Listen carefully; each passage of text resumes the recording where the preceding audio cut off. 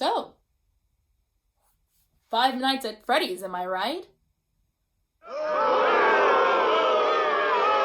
Hello everybody, my name is Markiplier. Top of the morning to you ladies, my name is Jacksepticeye.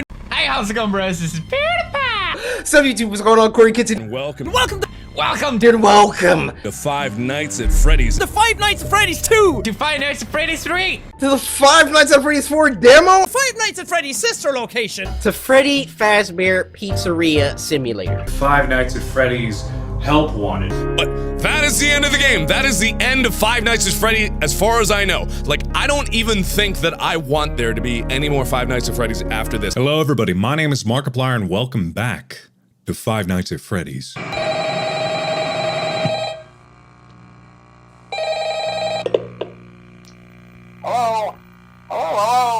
Hello, it's me, Abby. Thanks for coming over. And for my subscribers, here's your complimentary drink. It's a empty water bottle that I forgot to fill up. You're welcome. So, today we are talking about Five Nights at Freddy's.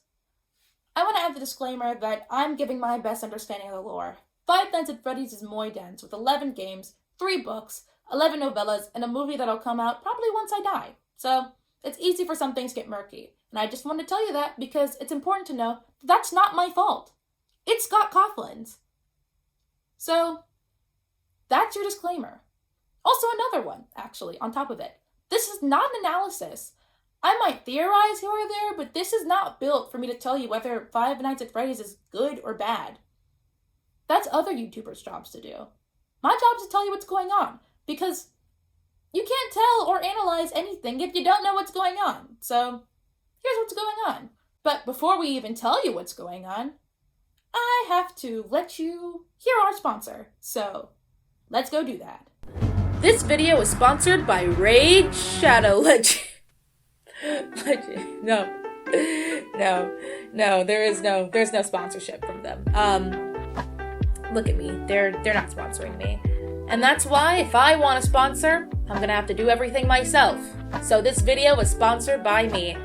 This is my first time doing content like this. Usually I make animatics or create art. And this is a fun new venture that I'm trying out. So if you like this, or if you like any of the other stuff I do, consider giving me money through these. Or consider also following me through these. This is a project that I really feel like I like doing, and I'm happy to invest all my time in, and I would really like it if people were to tell me whether they liked it or not. So that's enough of my shameless plug. Let's get back into the video. If you're watching this video, I'm assuming you actually want to know about Five Nights at Freddy's lore. And if that's true, I have to say that this is your last chance. You can walk away, not knowing any of this, and having your brain free from getting clogged by fake animatronics and the ghosts that live in them. But if you're anything like me, you probably were just looking for a long video to settle in for a long task, and you were thinking of learning about this anyways. And you chose FNAF. Good on you, buddy. So, strap in, get yourself a snack, a drink, a cozy blanket, because we're going to be in for quite a ride. So, Five Nights at Freddy's, am I right?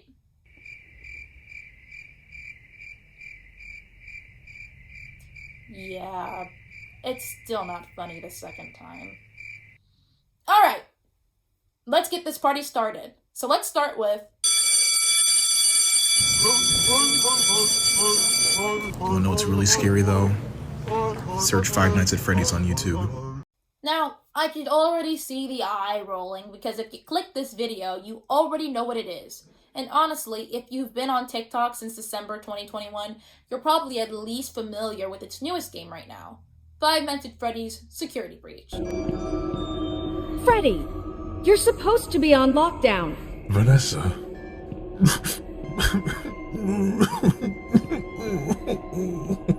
But let's say you don't. by some miracle, the curse has been broken, and all of this franchise has been wiped from our brains. Or maybe you're one of the few lucky people who's been living blissfully unaware of this franchise. Or perhaps we're in the future, and I am teaching brand new college students who major in this franchise and this franchise alone. And if so, hey guys, how much does a game theory textbook cost? Yeah, that's what I thought. Five Nights at Freddy's is an indie horror game where you play as a security guard at an old Chuck E. Cheese-style pizzeria for 5 nights. But of course, there's a catch. The animatronics do get a bit quirky at night and try to kill you. Luckily, you have 2 doors to keep them out and a sweet high-tech security camera system to keep an eye on them. As long as the power doesn't go out.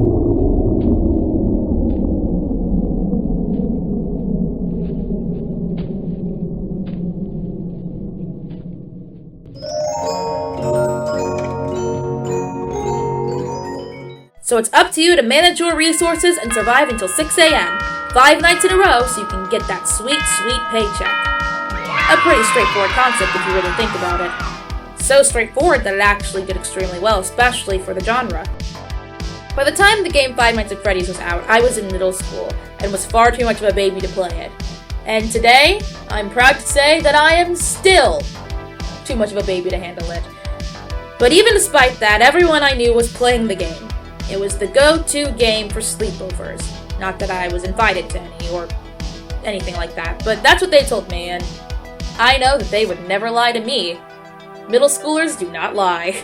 But anyways, back then, it was like your average creepypasta, you know, your Ben Drowns, your Slendermans. Like, yeah, there was a story, but it didn't go beyond, ooh, scary person, they killed people, ah, what if they kill me too? You know, the classics.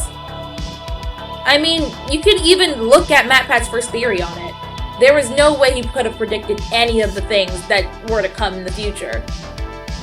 This clearly show, just like Nathan, you were caught almost immediately, captured on the security footage. You were arrested, tried, and convicted, forced now to live on death row. The Freddy's Pizzeria you work in now are just the nightmares that haunt you, taunting you every night with the phrase, "It's me, it's me, it is you, you are the killer." But then, later that year, people started finding background ambience posters getting replaced with lore, and certain jump scares were like, oh my god, did you see that? What does it mean? And then on top of that, Five Nights at Freddy's 2 was released. And then, it did something that nobody could have predicted. Give us explicit lore. For some reason, before certain specific death sequences or moments, you would get a random minigame that seemed to add context to our favorite haunted pizza place.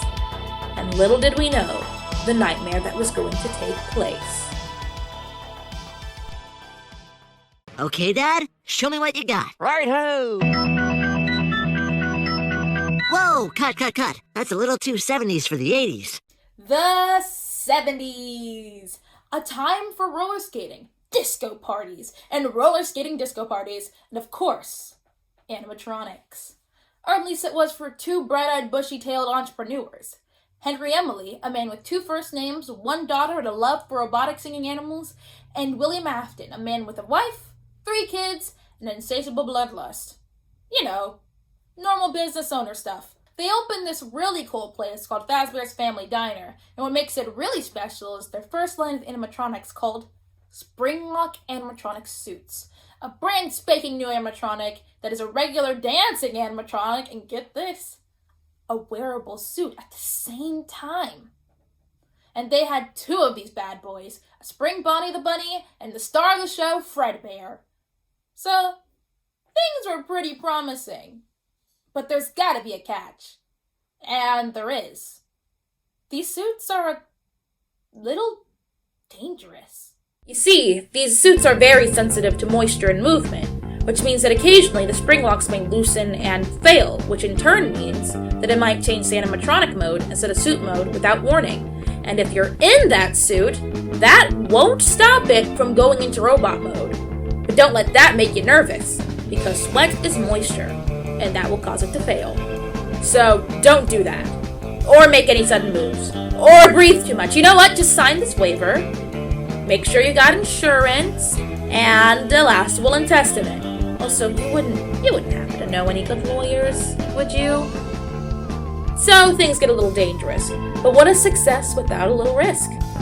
Business is pretty swell so far, and will probably stay that way for a long... Oh my god! We took our eyes off of William for 1 second, and he kills Charlotte Emily, the only child of business partner, Henry Emily. And she goes on to possess this security puppet, who was made just to keep her and her little green wristband safe. But since the word security puppet makes it sound like there were other non-security puppets that were also there, I guess she just drops the name and becomes just the puppet. May she rest in peace. Now you might be wondering two things. Does Henry know that William literally killed his daughter? And follow-up question, how does her father deal with this grief? And I can confidently say I don't know. They don't tell us. I mean, if he knows, I'm sure he finds out. One day you got a daughter, the next day you don't. It's pretty alarming. However, I have no clue how he finds out that William did it. He just does one day. As far as how he deals for it, I mean, there's an explanation in the books. Boy, is there an explanation in the books. But people hate it when people mention the novels, and I'm not in the mood to deal with that right now. So I'm putting that aside for later. We will come back to that, but for later, just for now. Here is what I can say for fact. For a fact, even. Henry Emily does not come back, quote-unquote, officially, for a solid while. And speaking of a solid while, let's talk about our next major event. Good night, Happy Bear. Good night, Sad Bunny. Good night, Playful Kitty. Good night, Ominous Triangle at the foot of my bed. I swear, this outfit makes a lot of sense in a couple of minutes. For those who get it, and those who don't, you'll see. So, it's 1983. We have one confirmed death, and one of our co-founders seems to have jumped ship. A normal company would have shriveled up and died, giving into the inevitable economic recession that has claimed everyone else. But we are not a normal company. We are Fazbear's Family Diner, and we always come back. Fazbear's Family Diner doesn't just survive. After getting sold for having one too many dead children to its name, it thrives. It soon becomes Fazbear Entertainment and opens up a sister location called Freddy Fazbear's Pizzeria. And for those of you at home who doesn't know what that is, that's the first location that you work at in the first game. So, what do we do now? We add more characters. Chica, Foxy, new recolored versions of Freddy and Bonnie. So Foxy isn't the only animatronic that isn't yellow. And soon, a TV show, toys, and we kind of become a household name. Now that's all well and good, but how's William Afton holding up?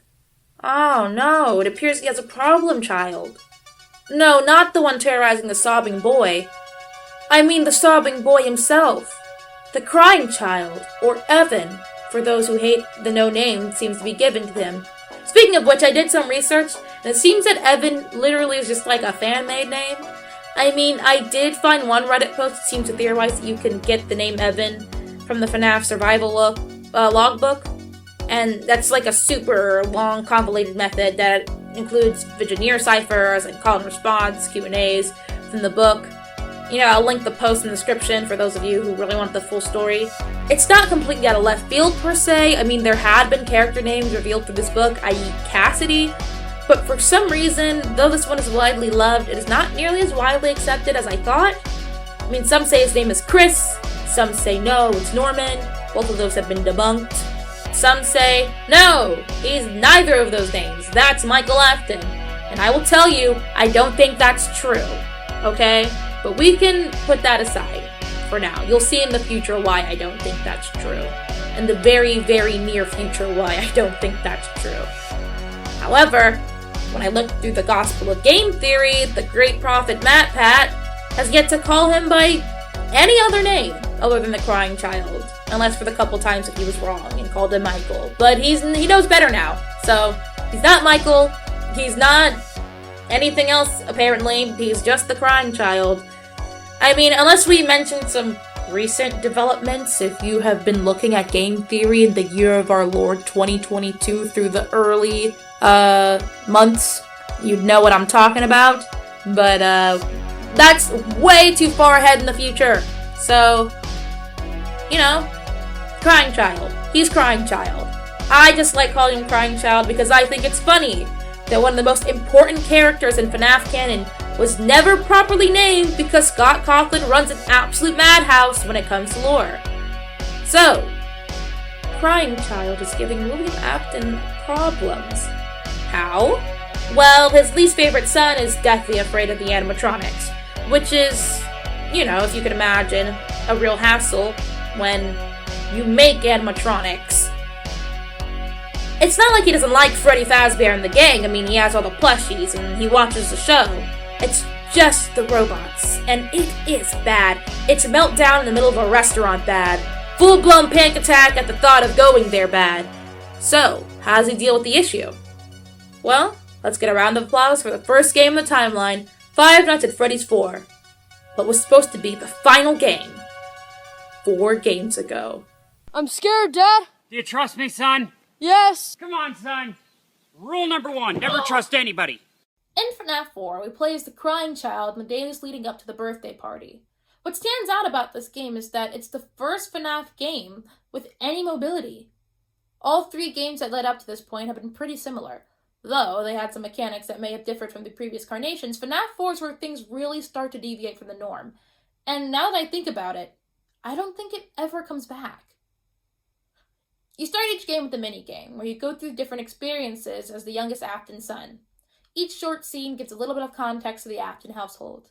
Later that night, you play as the Crying Child trying to survive the night. Only armed with a flashlight and the legs God gave him, he sprints between his bedroom and the closet doors, warding off a less-than-Siri version of our favorite animatronics. So, how exactly does this go? So, starting with the first day, it turns out that we are playing as the Crying Child, and we're stuck in our room. Our only company is our bed and our 5 plushies. The classic 4 and the Fredbear plushie that talks to us directly. He tells us that he has locked us in. Day 2. Our beloved Fredbear tells us that he is hiding and he won't stop until we find him. So, we venture out into the house and we learn a couple things. 1, Fredbear moves all around the house without our intervention. And 2, we have an older brother. His name is Michael. And he loves to jump scare us. Day 3. An abandoned Crying Child is having a full-blown panic attack under a table that I'm pretty sure is Fredbear's family diner. This is because we can only see Fredbear and Spring Bonnie. Anyways, Plush Fredbear tells us that he left without us, and that he knows that we hate it here. So we need to get out of here before we get caught. Fortunately, a costume employee blocks our way, and we end up back on the floor sobbing. Day 4. A successful escape. You find out that everyone knows that you're deathly afraid of Freddy's, and everyone does not care. Almost everyone in the town makes fun of us because we live in a town full of douchebags. And even more concerning is, why is Fredbear literally everywhere, just watching behind cars, and sewer grates, and the flowers? We find a room that looks suspiciously like it belongs to a young girl, and then our brother jump scares us again. Day 5. Crying Child has been trapped in the costuming closet at Fazbear's family diner with empty suits and animatronic endoskeletons. He screams for someone to help him, and nobody shows up. Yay. And so finally, Day 6, the birthday party.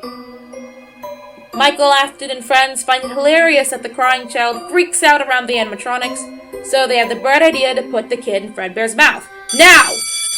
Quick time event, let's do a little quiz. Do you remember what kind of animatronic Fredbear is? Say it with me, kids! Spring lock! Good job! Wow! And remember the one thing that makes those spring locks misfire. Huh? What? Did somebody say sudden moves and moisture? Wow, you guys are on fire today! And what do you get if you get a sobbing, thrashing child put in a spring lock animatronic's mouth? Did somebody say... And that ends the game. So we have now been introduced to the 3 Afton children. To be honest, how many children there are alive by now is kind of contestable. We'll get to that eventually. But it is implied that there are 3 children in existence, and Crying Child is now dead. We got older brother Michael, dead baby brother Crying Child, and sister Elizabeth, who's not been named or seen by now, but I'm saying her name anyways. Michael is kind of a menace to society, but as someone who has a big brother of her own, aren't they all? Like, yes, he accidentally got his brother killed, but like, honestly, I don't think Afton Jr. was trying to follow in Daddy's footsteps. Let's be honest with ourselves. Crying Child, as is custom for any pizzeria death, possesses the Fredbear animatronic. And Elizabeth? We can talk about Elizabeth some other time. What I do want to talk about is our teleporting psychic bestie, Fredbear, the plush toy that stalks and observes from afar. Like, what is his deal? Well, it takes one more game to find out, but in FNAF 5's sister location, if we go against the grain in our final hour, we stumble upon this room that has security cameras. And if you play the classic FNAF-style game with this very unnerving animatronic named Ennard, you can see that there are cameras, And if we look atop these cameras, we see a Fredbear plush with a walkie-talkie. Furthermore, if you fiddle with the cameras, they show the rooms in FNAF 4. Why? Because that shows how his father can monitor him with a walkie-talkie and a camera hidden in the plush toy just for him. I mean, sure, it doesn't do a lot for him in the end, but it does explain why Fredbear cannot talk to you while he was in all those locations outside the diner and the house. Those are simply hidden cameras. But what does any of this have to do with the gameplay? You spend 5 nights fighting for your life for 6 hours, and nobody is talking about why. Well, the nightmare animatronics are made by your father to keep you afraid of the pizzeria. Probably to keep his hobbies and his personal life from intersecting, if you catch my drift. How? Good question. Everybody hold your pitchforks, alright? So there are these things called illusion discs in the books. Alright, I know! The books are not canon to the timeline. But I think MatPat's illusion disc theory makes a lot of sense, and I am sticking by it. The illusion discs that emit a high frequency that make you see things are the culprits. It's literally the only thing that makes sense. But if I'm willing to commit to this, we must take our first rest stop. We're stopping at a metaphorical gas station. Grab your snacks, the energy drink you'll definitely need, the bathroom break even if you don't need to go, and maybe stretch your legs a little as we get to our final rest stop.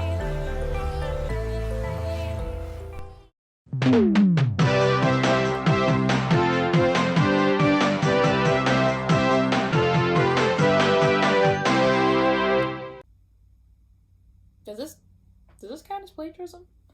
I mean, I don't think Quentin Reviews owns pauses in videos, but you know what? Let's give him credit anyways. So everyone say, thank you, Quentin Reviews. Thank you, Quentin Reviews. The books. The one thing that can piss off any fan of the FNAF lore. I know everyone's all like, Scott Coughlin said they were separate entities and blah blah blah blah blah. Listen, man, I already know, so you can stop typing. I am very aware and super glad that these are separate entities. Honestly, the lore implications would be devastating if they were canon, and having read them all, I'm not exactly what you would call taken with the direction it goes. I mean, they're clearly written for children, and I'm 20 years old. So, they aren't for me anyways. But Charlie and Friends aren't the most engaging characters to me, and honestly I found the writing style tend to talk in circles. Not that I'm much better. Now that I realize it, that's sort of an analysis and an opinion. Well, I said I wouldn't do it on the timeline, but there you go, that's how I feel about the books. Anyways, this is a trilogy of novels based on the video games that Scott Coughlin made while on his last straw, so honestly, I feel like I should give it a bit of a break. However, the books do give us some rules of what is possible in the FNAF universe. It may be a possible perspective on things that are already established in the game canon. For example, I love Ace Attorney and have consumed almost every single game. Actually, that's not true. By the time I wrote this, I didn't finish Professor Layton vs. Phoenix Wright. I have now, so I've played every single game. The manga, while certainly entertaining, does not follow the game timeline. I mean, Phoenix is solving murders and bluffing his way to the top still, but I can believe for the most part this isn't canon to the game timeline. Which, in this case, is kind of a shame, because they're really good. But even with that knowledge, it adds insight to the characters and a concept of world building. It's canon compliant, rules the same way, the case takes place over a few days, Phoenix doesn't suddenly become a divorce lawyer, Ghost can be involved. All things Ace Attorney. I feel the same way about these books. They open up some avenues that really need to be looked at. But here's a quick look. Actually, less of a quick look. Here's a quick breakdown of the first 2 books of the trilogy.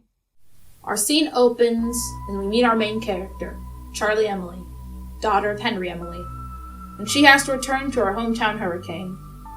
It's been 10 years since she'd left, and 10 years since the disappearance of childhood friend Michael, not Afton.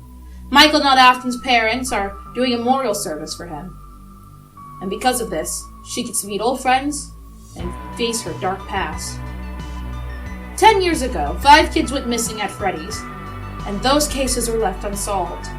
This caused the place to close down, and she hasn't been there ever since.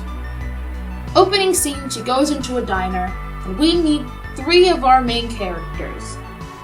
Love interest John, popular girl Jessica, and Carlton. He makes jokes, I guess. There are going to be many main characters in the story. She has a lot of friends. You gotta bear with me throughout this. I am warning you. Okay, so the 4 of them decide to go check out Freddy's because it's still there, and what do teenagers do other than break into places? Nothing else. That's what they like to do. And so they break in there, and they're all like, oh snap, there's a security guard. And so they hide from him. And by the way, the security guard is super important, okay? Do not forget the security guard. The security guard is important. Look at me. Look at me. The security guard is important. A very important character. Next day, they go and meet the rest of their friends. Marla, who is not important. Her younger brother Jason, who is important but only in this book. And Lamar, who's black. That's not important, except for the fact that they describe him as such in the book, and it caught me off guard. So, that's how I'm going to refer to him. I mean, of course he's black, Lamar, but still, super jarring. They go to the memorial service. Beautiful service, by the way. Absolutely wonderful. Everyone's wearing black. And I find out personally that Michael Not Afton's last name is Brooks. I will never refer to him as Michael Brooks ever, but just so you know, his last name is Brooks. The whole gaggle of seven kids. Oh my god, that's a lot of characters. Anyways, all 7 of them decide, let's go to Freddy's. So they all get to go. And Jason gets spoken to from beyond the grave with children's drawings. But then when he tries to explain, nobody listens because child. Not listening to a child. Nobody else will see this. He'll bring this up one time and then never again. Next day, Charlie remembers, wasn't there a place called Fazbear's Family Diner? Yeah, there was. There was a yellow rabbit and a bear, and I had a twin, and then he got taken by the yellow rabbit. That's so sad. Anyways, they go back to Freddy's again for the 3rd time, and then this time, security guard. Haha, yeah, that's right. Do you remember when I was talking on the security guard? Well, he's back. And security guard is all like, hey, what are you kids doing? We're going to Freddy's. Do you want to come with? And he says yes. So now it's 7 kids plus Dave, who's kind of creepy, knows a little too much about Freddy's, but okay. When they get there, Dave goes missing. They go look for him. Jason, the child, sees Carlton get snatched by a yellow rabbit, and of course nobody believes him because child. But since they can't find him, they call the cops. The cops don't believe it necessarily, especially not after Jason says, but the yellow rabbit took him! And they're all like, alright, you know, because he's a child. So they all go to Carlton's house, and that's when Carlton's cop dad, Clay, decides, it's probably a prank. And then Jason's all like, no, it's not, I saw it, he got taken. But then once again, he is a child. So real quick, Clay the cop dad, important, remember him, put the pin in him, just like the security guard, very important. We pan out. It's Carlton. He's strapped in a spring lock suit. And Dave explains that he was the co-owner with Charlie's dad. And a serial killer. And then Charlie and John are all like, co-owner? But in a library, because that's where they find out. And it turns out that Henry built a robot meant to kill him. May he rest in peace. So Henry is dead. Sorry if you expected to see him. He is not there.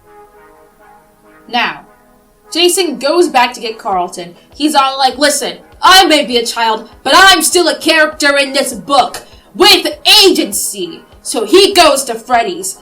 They wake up at Carlton's house, and they're all like, wait a minute, where's Jason? That's a child. We can't let an 11-year-old boy run around in the streets at night. Well, where is he? He must have went to Freddy's, because we didn't believe him, because he's a child. So they go to Freddy's, and then they get trapped. Because it turns out, get this, the animatronics at Freddy's are haunted. Yeah, no, they're haunted. So now they have to go up against the haunted animatronics and Dave. Only, what? What's this? Dave is William Afton? And apparently, he got away with murder in the courts because no body, no crime. So people start screaming, crying, throwing up, running around, trying to fight off animatronics, but then they realize something. Wait, William, why aren't you getting hurt? Why aren't the animatronics fighting you? You literally killed them. And he said, that's because I'm Spring Bonnie, alright? I'm a celebrity. You and I are not the same. They think I'm one of them. I'm not like you awful garbage adults.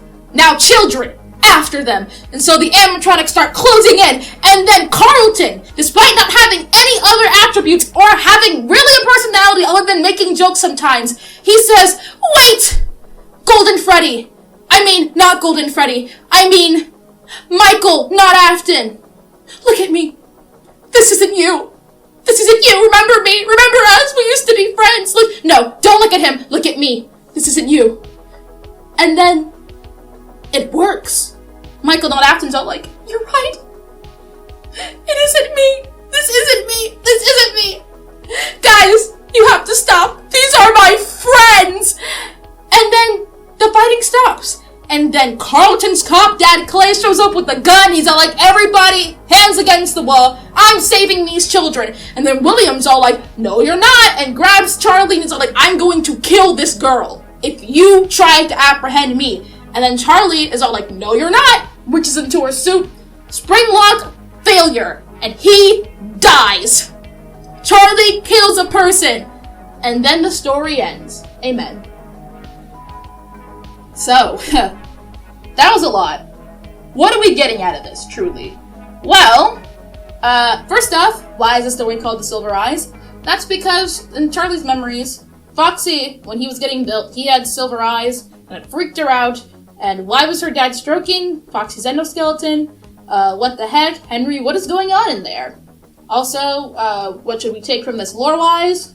Everything that has been confirmed in the past, so like Fredbear's Diner, William and Henry working together, that becomes official, I think.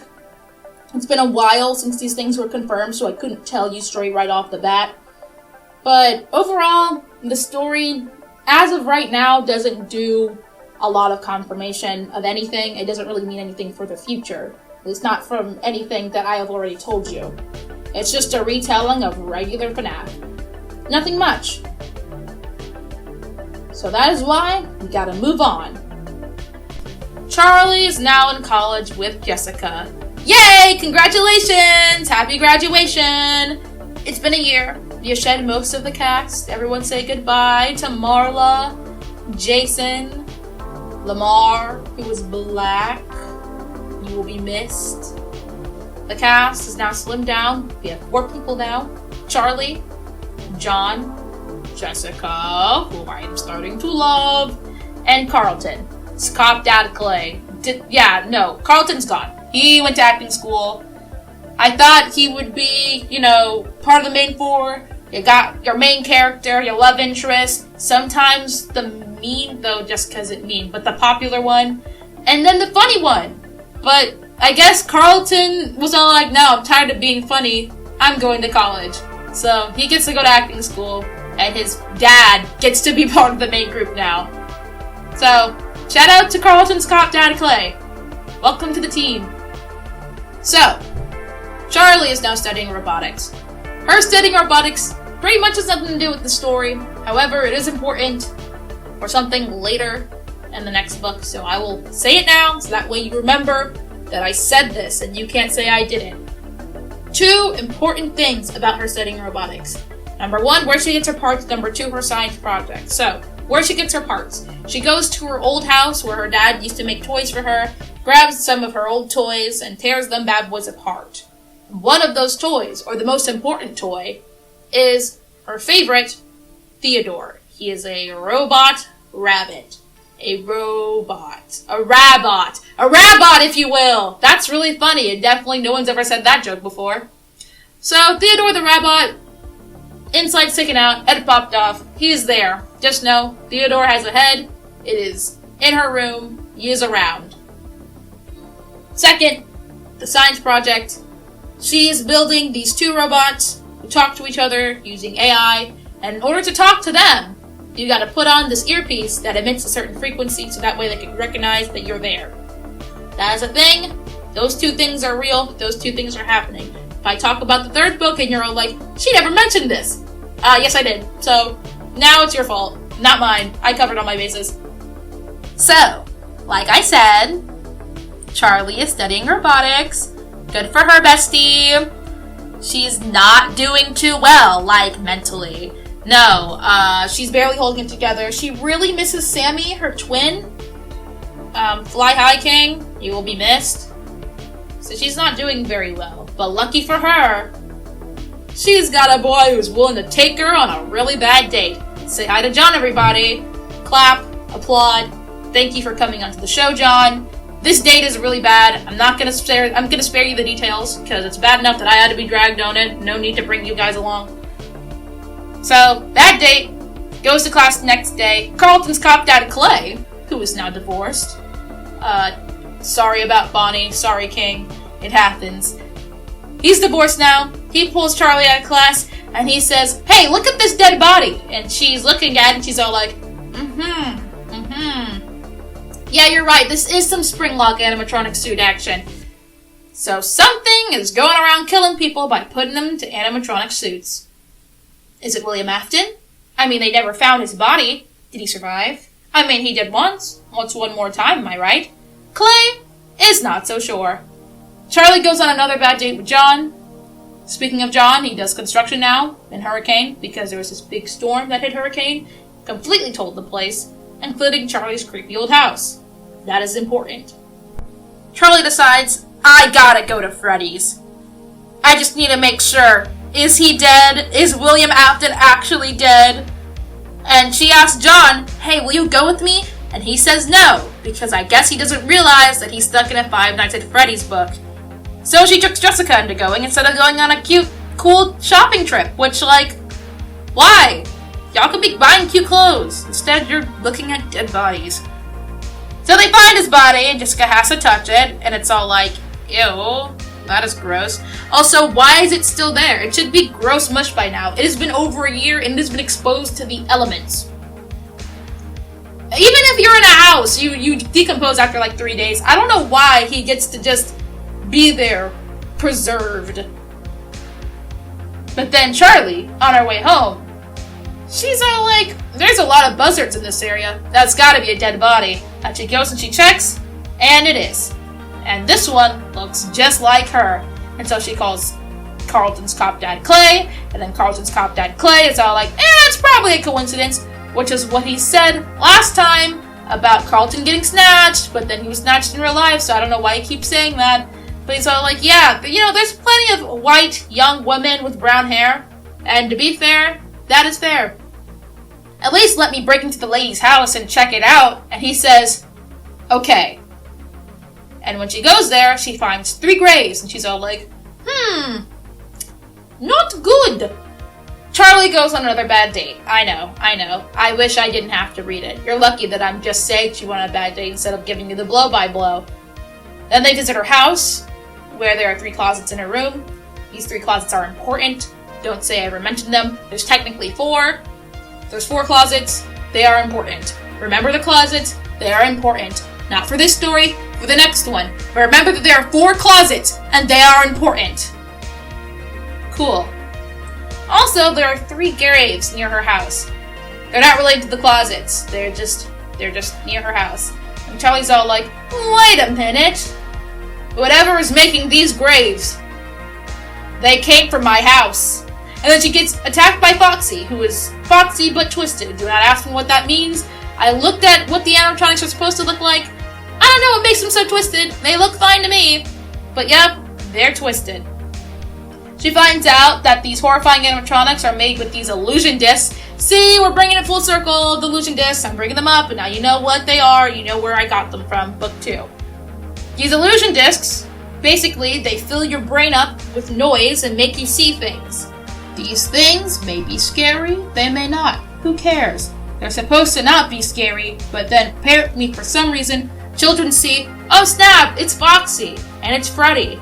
And then adults see, oh snap, that is a horrifying monster. Maybe it's because they're older or wiser. They don't really explain exactly why that is, and I don't do science also, so who knows.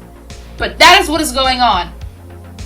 Charlie realizes this, and she's like, oh my god, they're after me, Charlie. And she tells John, and John says, okay, let's find the rest then. And then Jessica tags along, and so now there's all 3 of them looking for animatronics. And then they do find them. And then Clay shows up, he's all like, what's going on here? And they're all like, we're looking for animatronics. And then right when he's about to reprimand them for doing something so stupid, the animatronics rise up, and they start kidnapping a woman, they save her, it's all really noble stuff. And then Charlie's all like, I gotta get captured. That way, I won't have to go on this bad date. I mean, no one else will get captured. And so, she gets captured. After being kidnapped, she ends up in William Afton's workshop, which is underneath her house, for some reason. I don't know why. And then William Afton is there, and we're all like, I thought you died! William Afton is dead! I'm Springtrap now! So Springtrap is a thing, and he's around. John, Jessica, and Carlton's cop dad Clay are all like, we gotta find her! And then they do. And then there's a big fight, everything's on fire, cop dad Clay runs out of bullets, it's crazy! And then Charlie runs into a cave after William Afton, and she's all like, why? Why did you take Sammy? And he's all like, I didn't take him. What? I didn't take him, I took you. And she said, huh? And then he gets away. And then she's sitting there like, what does that mean? I know. And then she goes to the 4th closet, but because everything's on fire and toppling, they all fall on her, and she dies. But then the next day she gets better, so I guess it's okay. And then John sees her, and he's all like, ah, that's not Charlie. The end. Also, it's called the Twisted Ones because the animatronics were twisted versions of the OGs, not including Chica, who gets replaced by a wolf who looks like someone's persona. So, what do we take from this one? The illusion discs, obviously. The secret room, the secret workshop underneath the bedroom. It's giving secret room used to monitor your child. And, Henry built the main animatronics, but William also built animatronics, but there's something definitely wrong with the ones that Afton makes. We can get into that later. And you might be wondering, well, why haven't I gotten to the 3rd book? Are you gonna go into the 3rd book now? And honestly, I just feel like if we get into it now, they're just gonna get really confused. Because that's where I get really confused. So, I'm going to talk about it when it is relevant. So, probably the next rest stop, where we will touch on that final book, and when we start thinking about the implications, because we really need to start talking about those. But before we get into that, I think it's time we now move on to... Hey, sir. You said we were gonna go to Disneyland. Now we're in your basement.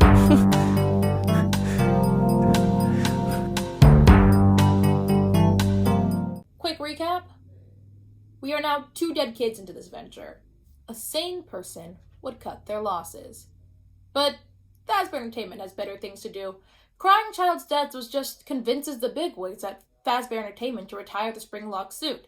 They're just way too dangerous to be used, and honestly, there is already enough paperwork from the Afton kid's death, so they kind of just shoved him into Freddy Fazbear's safe room. A good thing, too, because nothing bad ever happens at Freddy's. until something bad ultimately happens at Freddy's. William Afton has made it at least a year without incident, and apparently that's too much for him. Maybe he took that year off to mourn his lost child, but now it's time to party. A corpse party, and I'm not talking about the game. A cool part about the Springlock animatronics no longer being in circulation is that William now gets unrestricted access to them. He reprograms the main 4 animatronics so they can't see the safe room and starts using the Spring Bonnie suit to lure children to the back room to kill. He manages to do this 5 times and gets away with it by hiding their tiny little bodies in the animatronics, where the police can't see. These 5 deaths are the infamous missing children incident from the first FNAF game. You have Susie, the first to die. Her dog was hit by a car, but then Afton told her that it wasn't, and he knew where it was. And she becomes Chica. Then it's Fritz who becomes Foxy, Gabriel who becomes Freddy, Jeremy who becomes Bonnie, and finally Cassidy who becomes the Golden Freddy, or Fredbear. How they got possessed? Well, Charlotte, the puppet, gives them life, as seen in the Give Gifts Give Life minigame. So now we have walk-in, stalk-in, animatronics to haunt our pizzeria. But there's probably one thing you've already noticed. I said Cassidy has possessed the Golden Freddy animatronic, but I already said 20 minutes ago that Crying Child was the Golden Freddy, and the truth is that they're sharing. Children can share toys, they can share snacks, so they can share animatronic bodies, alright? With 5 dead children putting the corpse party at 7 members, Freddy Fazbear's Pizzeria shuts down. With no more restaurants open, it's time to go back to the old drawing board. And that's when William Afton enters his... I can deal with vampires, I can deal with werewolves, and all sorts of other things, but clowns? Why's it gotta be clowns? Are clowns anyone's thing? Like, no one likes clowns. I find clowns delightful. 2 of his restaurants go down the tubes, and he asks himself, what can work? Ah, yes, clowns. Children love clowns. And so, Circus Baby's Pizza World was born. 4 animatronics with fun new attributes to wow and dazzle newcomers. Somewhere between the pedicide and the neglect of both his business and his family, he actually does make animatronics. And these animatronics are very different from the 5 friends we know and love. We have some we know, such as Funtime Freddy with his little Bonnie puppet. He has parental tracking. Oh wait, but he also has a storage tank for capturing children. Okay, but what about Funtime Foxy? I mean, he's got parental voice sync and replay. Okay. Maybe that's enough time down memory lane. Let's look at some new faces. Ballora, the robot ballerina. She has a collision sensor to keep her from knocking down kiddos who run around, and a deter and misdirect remote activation. Okay. Anyways, we have the star of the show, Circus Baby. She can make ice cream, blow up balloons, sing songs.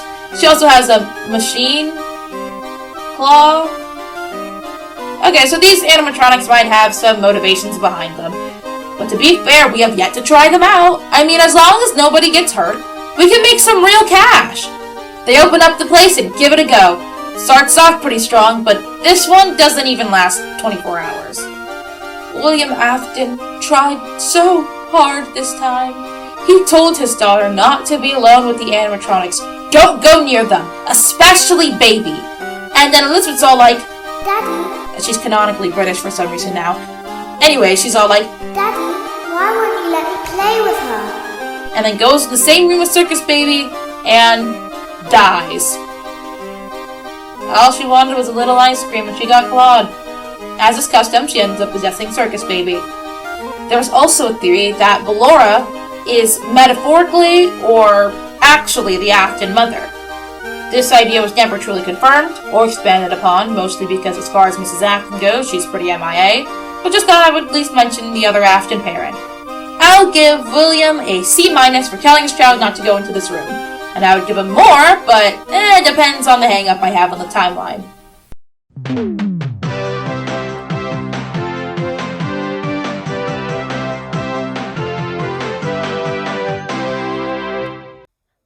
I'm not quite sure if Elizabeth Afton died before or after Crying Child did. I know that it would be fine if it were after. Plenty things in Scott Coughlin's storytelling makes sense if we just stop looking back and accept things the way that they are. But from a narrative perspective, it would just make more sense if it happened prior to the bite of 83. Matthew actually made a video on this idea, but had thrown it out. And I'm just not convinced that it belongs in a dumpster. So I'm taking it out and reduce, reusing, and recycling it for my video. Thanks, Pat. The most obvious reason that it doesn't fit is because of a line that the hand unit says in Sister Location. Due to the success, and even more so the unfortunate closing of Freddy Fazbear's Pizza, it's clear that the stage was set, no pun intended, for a new contender in children's entertainment. Which is fair to believe. It seems pretty cut and dry. So much so that I had to look back at my notes to understand what was so confusing to me in the first place. But then, I had to ask myself, is this the start of Circus Baby's Pizza World? Or was it the start of Circus Baby's entertainment and rental?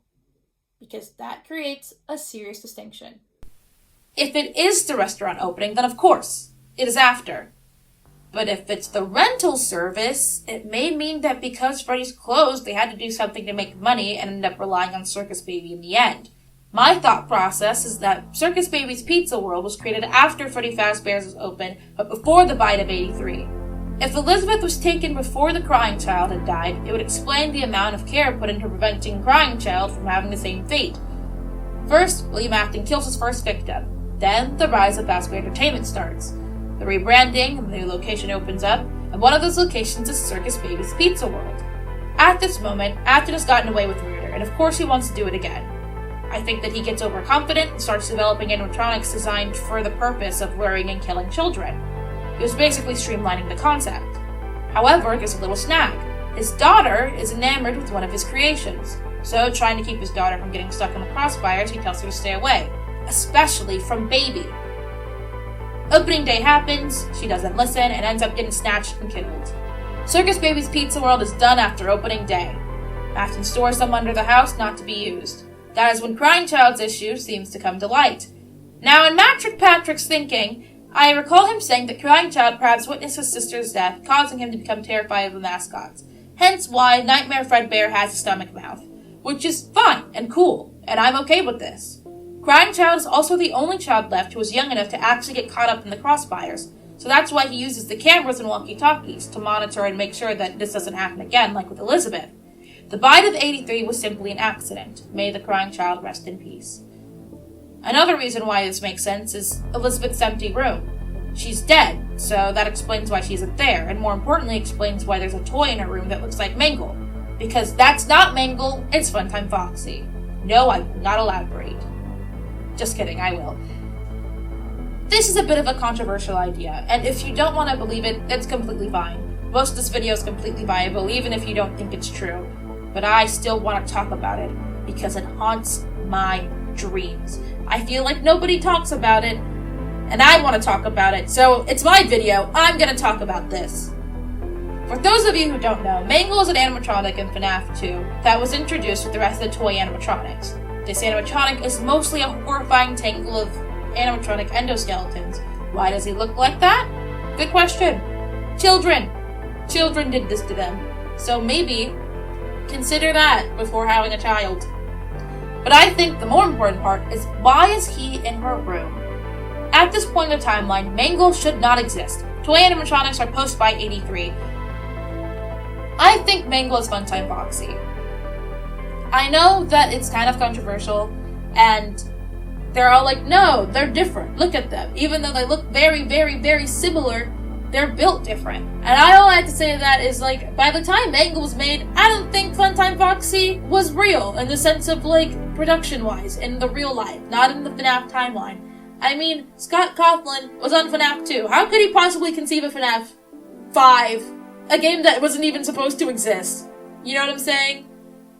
But by FNAF 5, he had a choice. He didn't have to make Funtime Foxy look like that.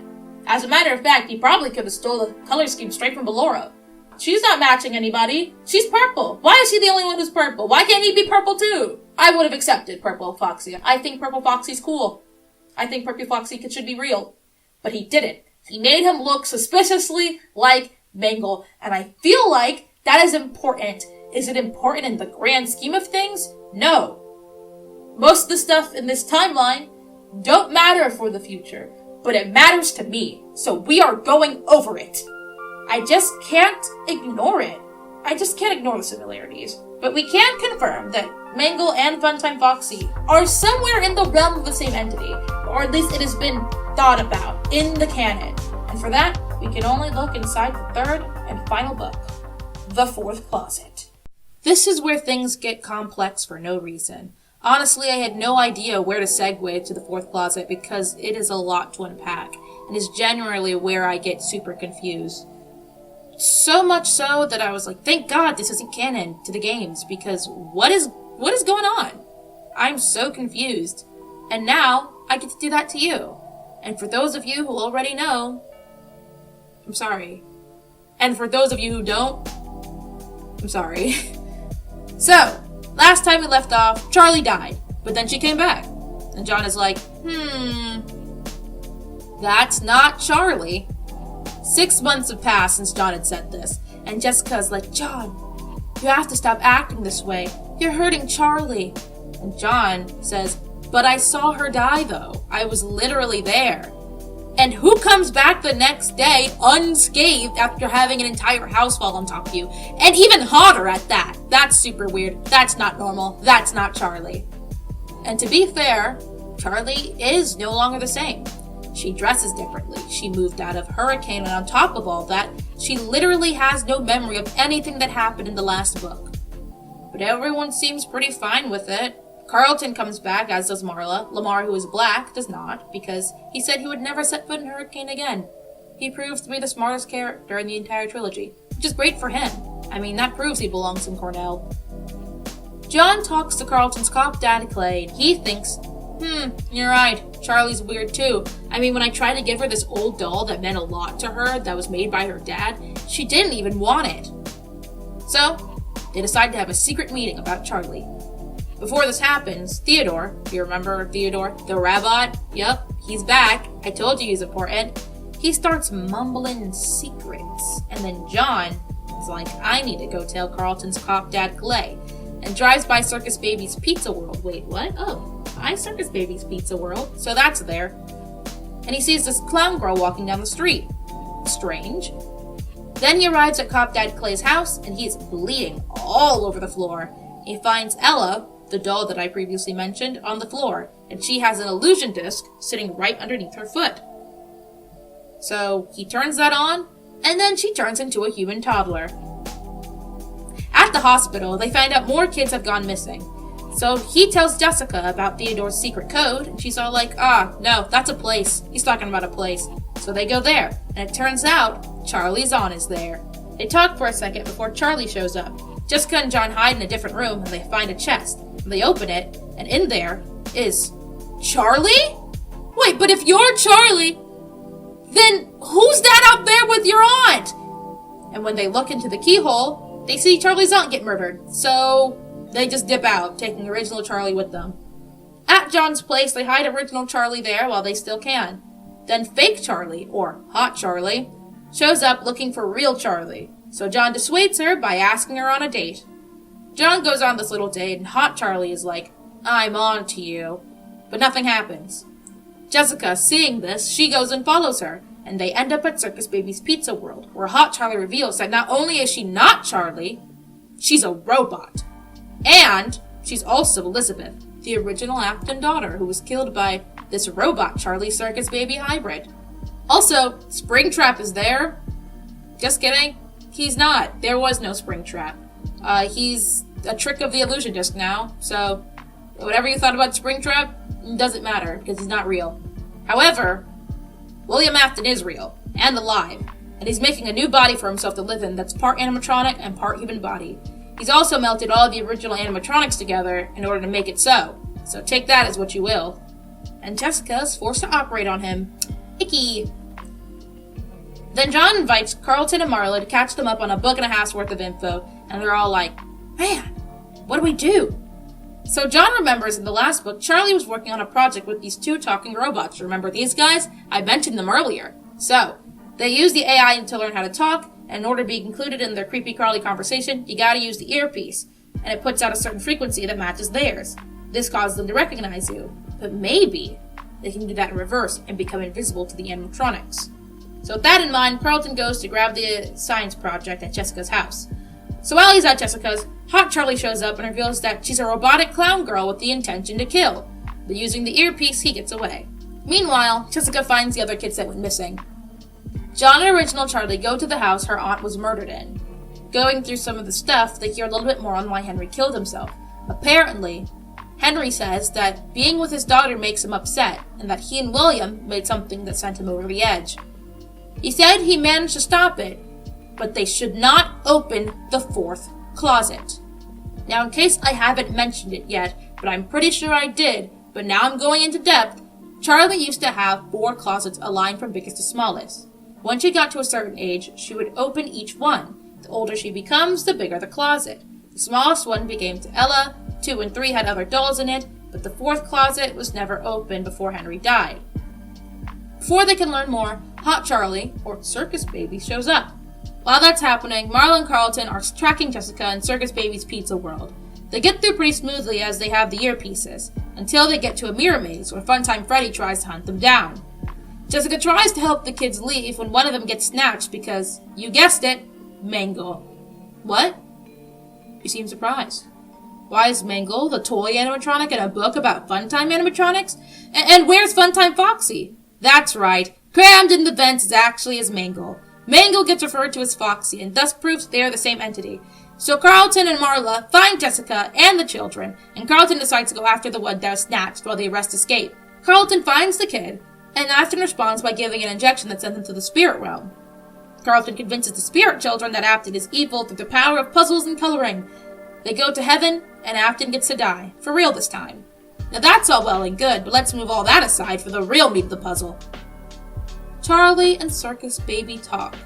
They mind meld and share memories, and it turns out Charlie, the person we have been following for 2 whole books, our main character, is an animatronic. I know, what a twist! But why? Okay, so it turns out Henry lost his mind and turned the doll Ella, which baby Charlie had as a child, into Charlie. But then, it wasn't enough, because when you have a kid, part of the fun is seeing them grow up. So he builds 3 more animatronics to watch her grow up, each one in one of those closets, and use Illusion Disc to fake it for everyone else. And for the final one, the grown-up Charlie, Afton took her and made her into Baby, and Elizabeth came across her and died.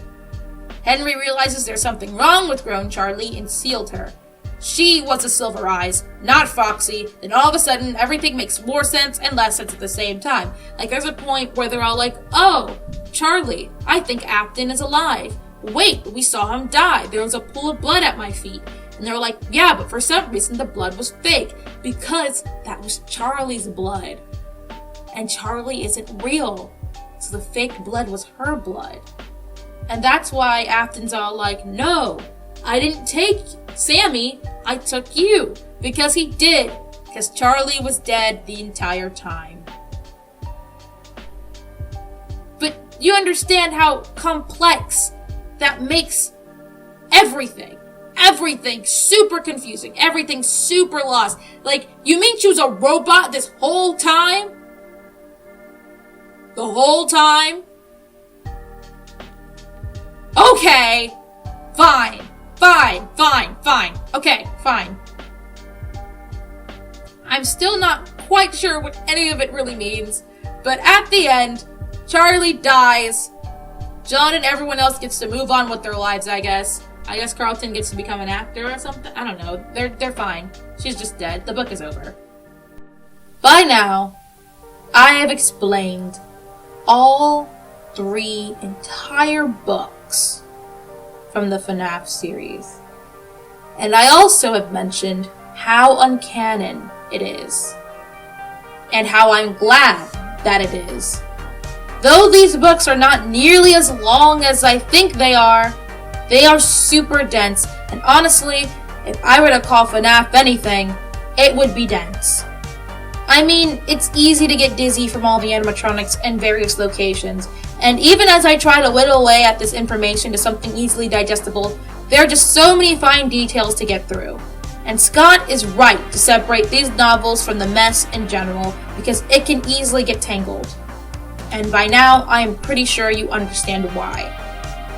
The novels originally start with our original concept and then take a hard left turn into some really complex territory, to the point that there are some clear things I began to understand. The timeline is super different. Circus Baby's Pizza World in general, the creation after the first 5 murders, which is, it might be true to some people, but it's definitely not true to me.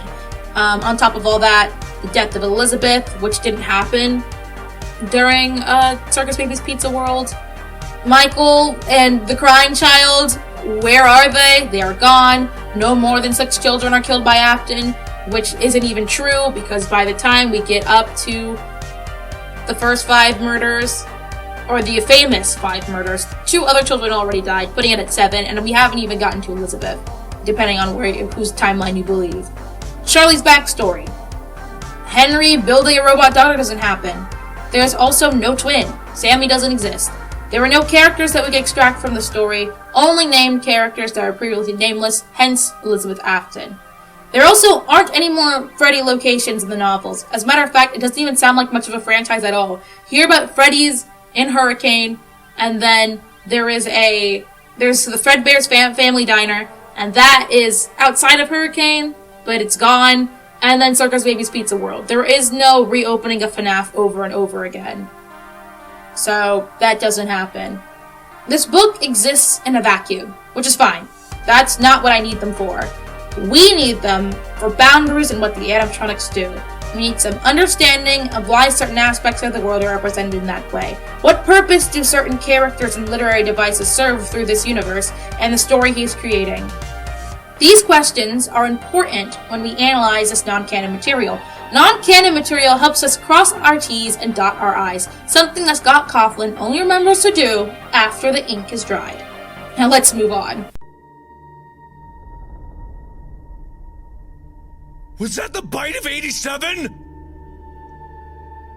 Okay, we have finally left the clowns behind. Thank God. That was just so dense. I'm pretty sure that when I wrote that, I had to go back and comb through everything to see what I wanted to say in the first place. But alas, we are finally on familiar ground.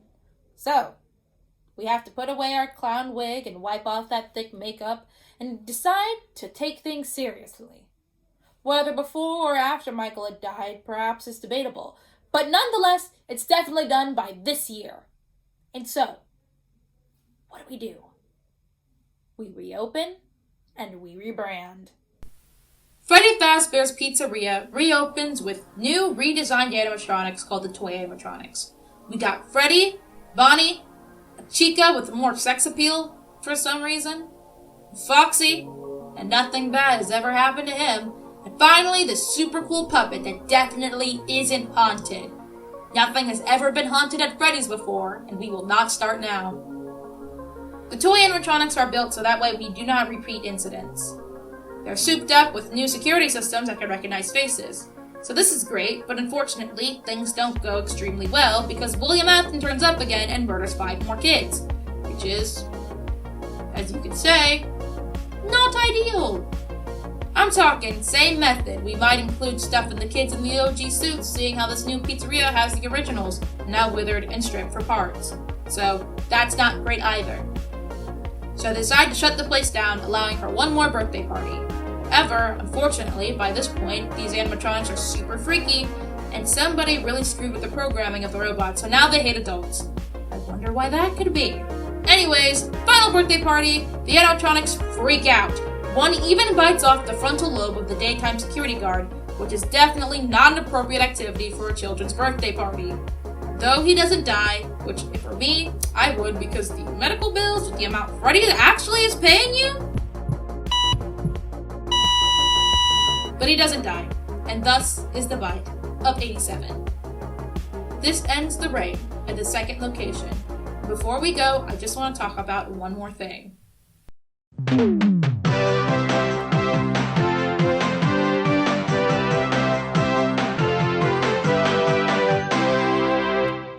Mangle. A character that for some reason answers a few questions that bothers me about the lore. So, to make it easy on myself, I'm gonna go over the who, what, when, where, and why. Who is Mangle? Mangle is/was the newly branded Foxy as part of the toy animatronic design. As for who they are haunted by, unlike the rest of the animatronics, Mangle is haunted not by a human. He is haunted by a dog. But not just any dog, Susie's dog. The one that got hit by a car. What is Mangle? From what is said from the phone calls, whatever remains of Toy Foxy. Apparently the kids got too handsy with him and they pulled apart and put them back together so bad that the employee just called them the Mangle. So, that's super rad. When is the Mangle? Mangle became Mangle in 1987. However, my theory is that Mangle was developed in the earliest 1983, much earlier than any of the other toy animatronics were made. Where is Mangle? It depends on what time, but at this point in the timeline, I'd say in the reopening. Why is Mangle? Now, here is the meat and potatoes of this segment. I think Mangle is actually the only character that could overall tie some loose ends that I thought were strange. I think Mangle was originally a Funtime Foxy from the sister location, aka Circus Baby's Pizza World. I mean, the design is pretty obvious with the matching color scheme and the outfit, but Funtime Foxy being developed all the way back in 1983 makes things make some sort of sense. As we know, by the time Crying Child is live, there's already a toy line with a similar color scheme to all the toy animatronics, and that is all well and good.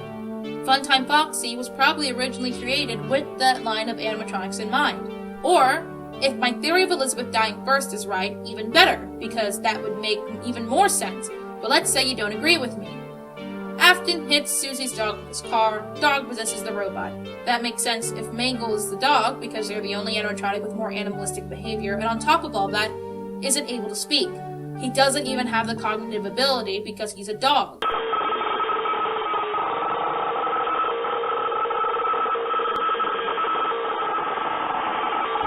And to add even more evidence, Funtime Foxy doesn't have any lines in sister location. He is the only animatronic not to have any, and that is very suspicious.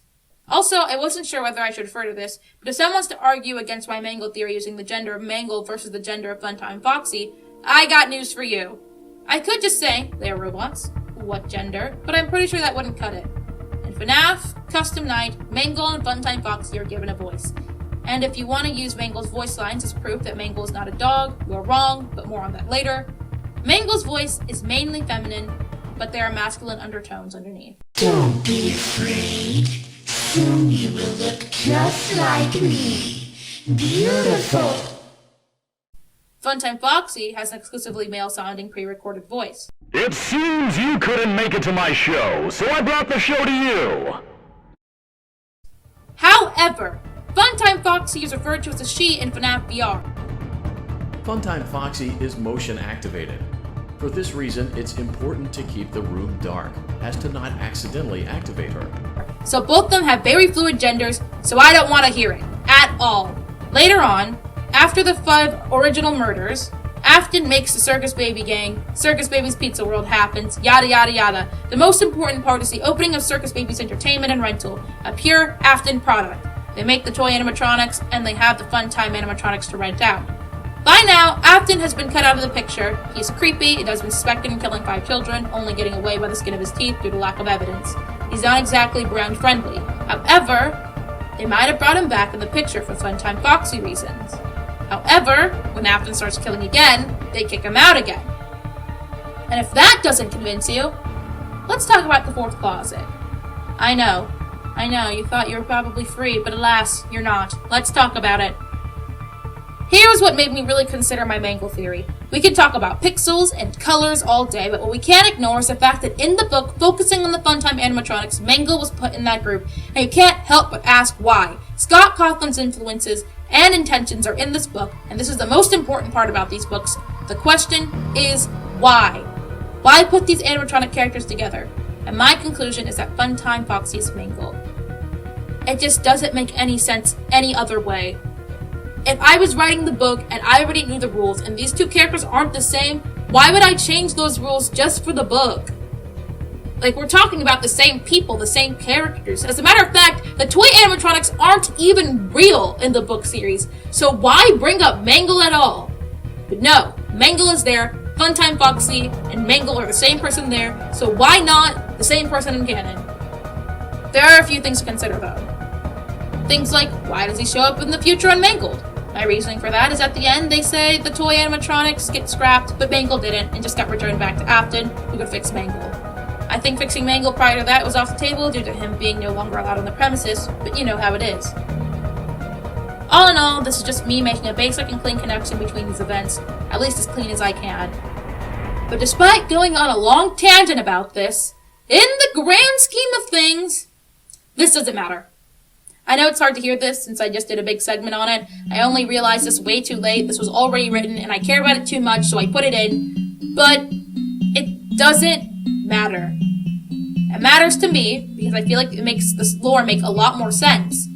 Like, just completely inconsequential to the future. You could believe this or not believe this, but once you're inside the next phase, who cares? It literally doesn't matter.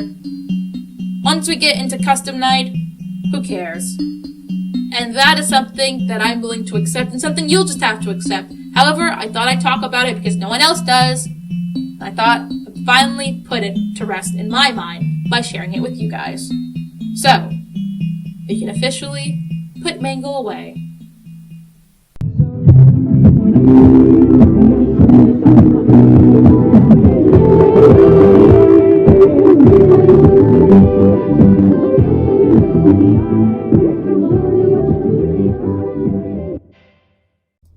By now, we're all just kind of sitting here like,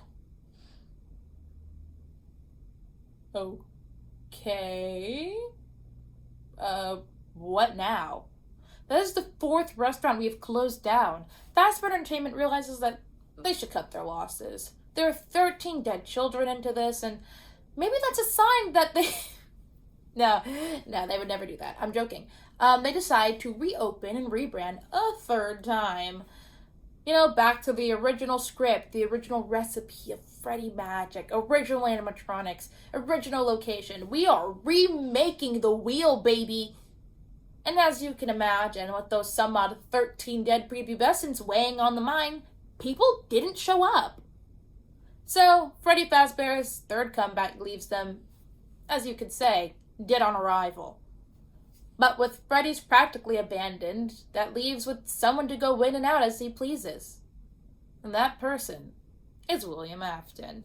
So my man Will is itching to get these robots back, but what he doesn't know is that he's been followed for the last, say, 20 years or so. By whom? Well, we all remember Charlotte Emily, the first victim. Our lovely puppet pal has been following him and has been sort of hanging around doing some stuff unbeknownst to anyone. She has been giving a second chance to all the children and giving them life in the animatronics. So that's why all the animatronics have been acting up and doing stuff that makes this horror game, horror game. And so William goes back in a midnight storm. The place is decrepit and damp. Everything is abandoned and there's a leak in the ceiling. But he does find the animatronics and starts dismantling them one by one. And just when he finishes up with Foxy, the spirits all jump out at him and he freaks out. Cornered and with nowhere to go, he dons the spring Bonnie suit to hide. Maybe he thought that they would go easy on him because he's Bonnie, or maybe he thought that the face of their killer would scare them off. I don't know. What I do know is that that suit is almost 20 whole years out of date, and 6 years out of use. So this is a terrified, nervous man who is sitting inside of an out-of-date suit that you cannot make sudden moves in or even sweat in because the moisture makes it break in an abandoned, broken-down children's pizzeria in a rainy night. Would you believe me if I told you it failed? Well, it did, and he died. This is not the book series, and the man is dead. The room gets sealed off, and nobody knows that there's a rotting corpse in there. But even so, with Afton dead, the gang, minus the puppet, agree to let this go, and all of them leave. Quick disclaimer, the 8-bit cutscene depicts Crying Child finally dipping out. I have no idea if Cassie decided to peace out with them. But anyways, the end. But wait! What did any of this have to do with the gameplay? Gameplay? Yeah, I mean, why do we even spend Five Nights at Freddy's? You literally only get paid $100 a week. By George, you're right. Over the last 20 years, I've only placed a single game in the timeline. So, let's go back and start with a different member of the acting family. This is your legacy too, and Gotham needs you to answer for the sins of your father. Goodbye. As I previously mentioned, the Afton family has 3 children. Crying Child, who ends up dead, Elizabeth, who ends up dead, and Michael, who is the only one to make it to adulthood. Perhaps it's because he was the only one closest to it? So after Crying Child's death, or Elizabeth's death, depending which came second, Michael is dealing with a lot. And it's not just daddy issues. He's out of siblings and he doesn't even know what happened to his sister. So he goes to his dad and he asks him about her, and William directs him towards Circus Baby's entertainment and rental. Why? Who's to say? The man's a total nutcase. But this sets up the second game to finally be set in the timeline, FNAF 5, sister location. He goes and spends 5 nights at Baby's, and that goes sideways as fast as a tilt-a-whirl. He finds out his dad kills kids, and on top of that, every robot there was trying to kill him, except for one. Circus Baby. She's super nice, keeps him from getting killed. I mean, she does kidnap him and put him in a springlock suit overnight so she can talk to him. Shh, be still and quiet. You've been sleeping for quite a while. I think they noticed that you never left the building last night. The cameras were searching for you, but they couldn't find you. I have you hidden too well. I kidnapped you.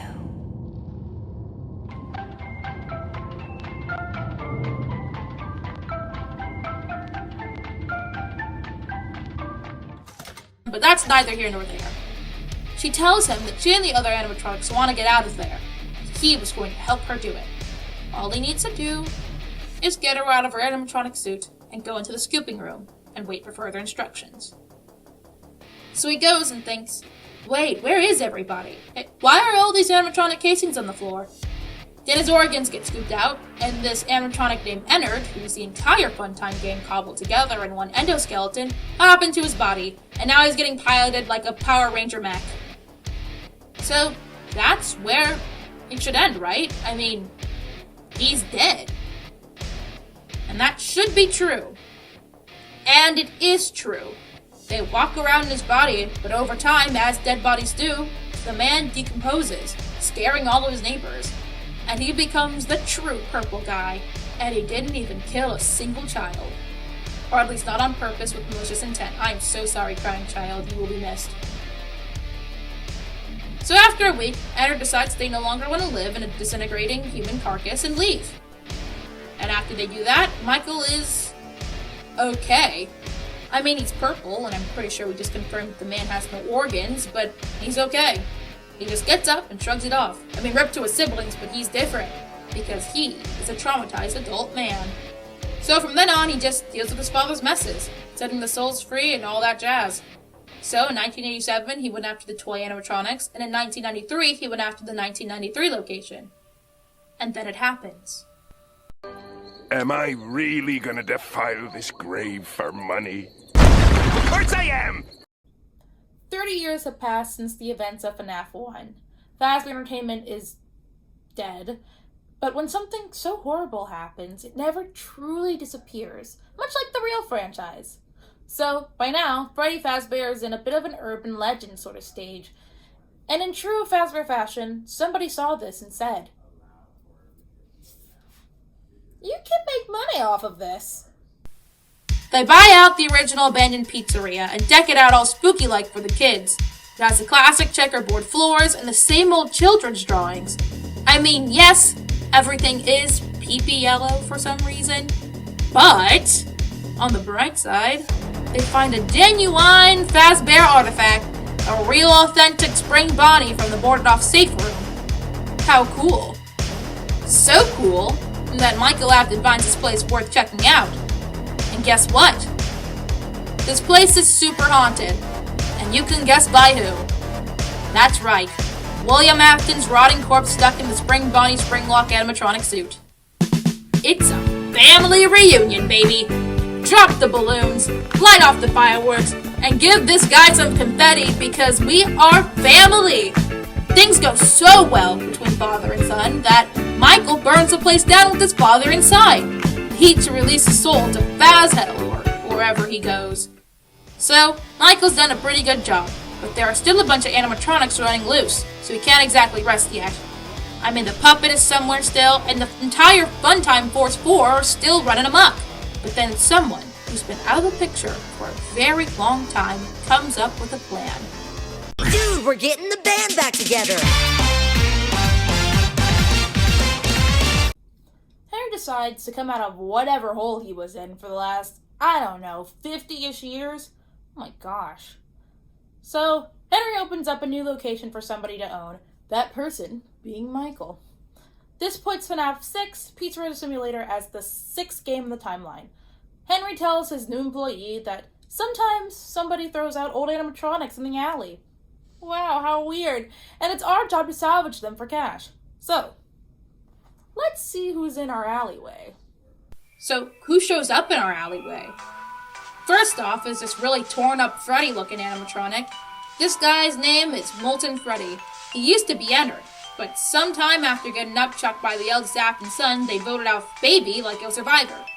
So, now they don't look like that anymore. Next is William Afton. Wait, Springtrap? Bro, I thought we killed you! Nope.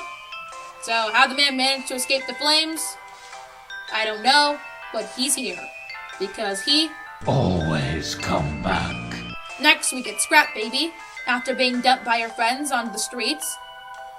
The streets have not been very kind to her. Her hand has been replaced with her stomach claw, and honestly just looks really scary.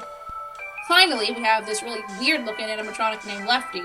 There is a chance that if you were playing the game, you've already bought him, seeing how he's literally only $5. But if you haven't by now, he's here for free.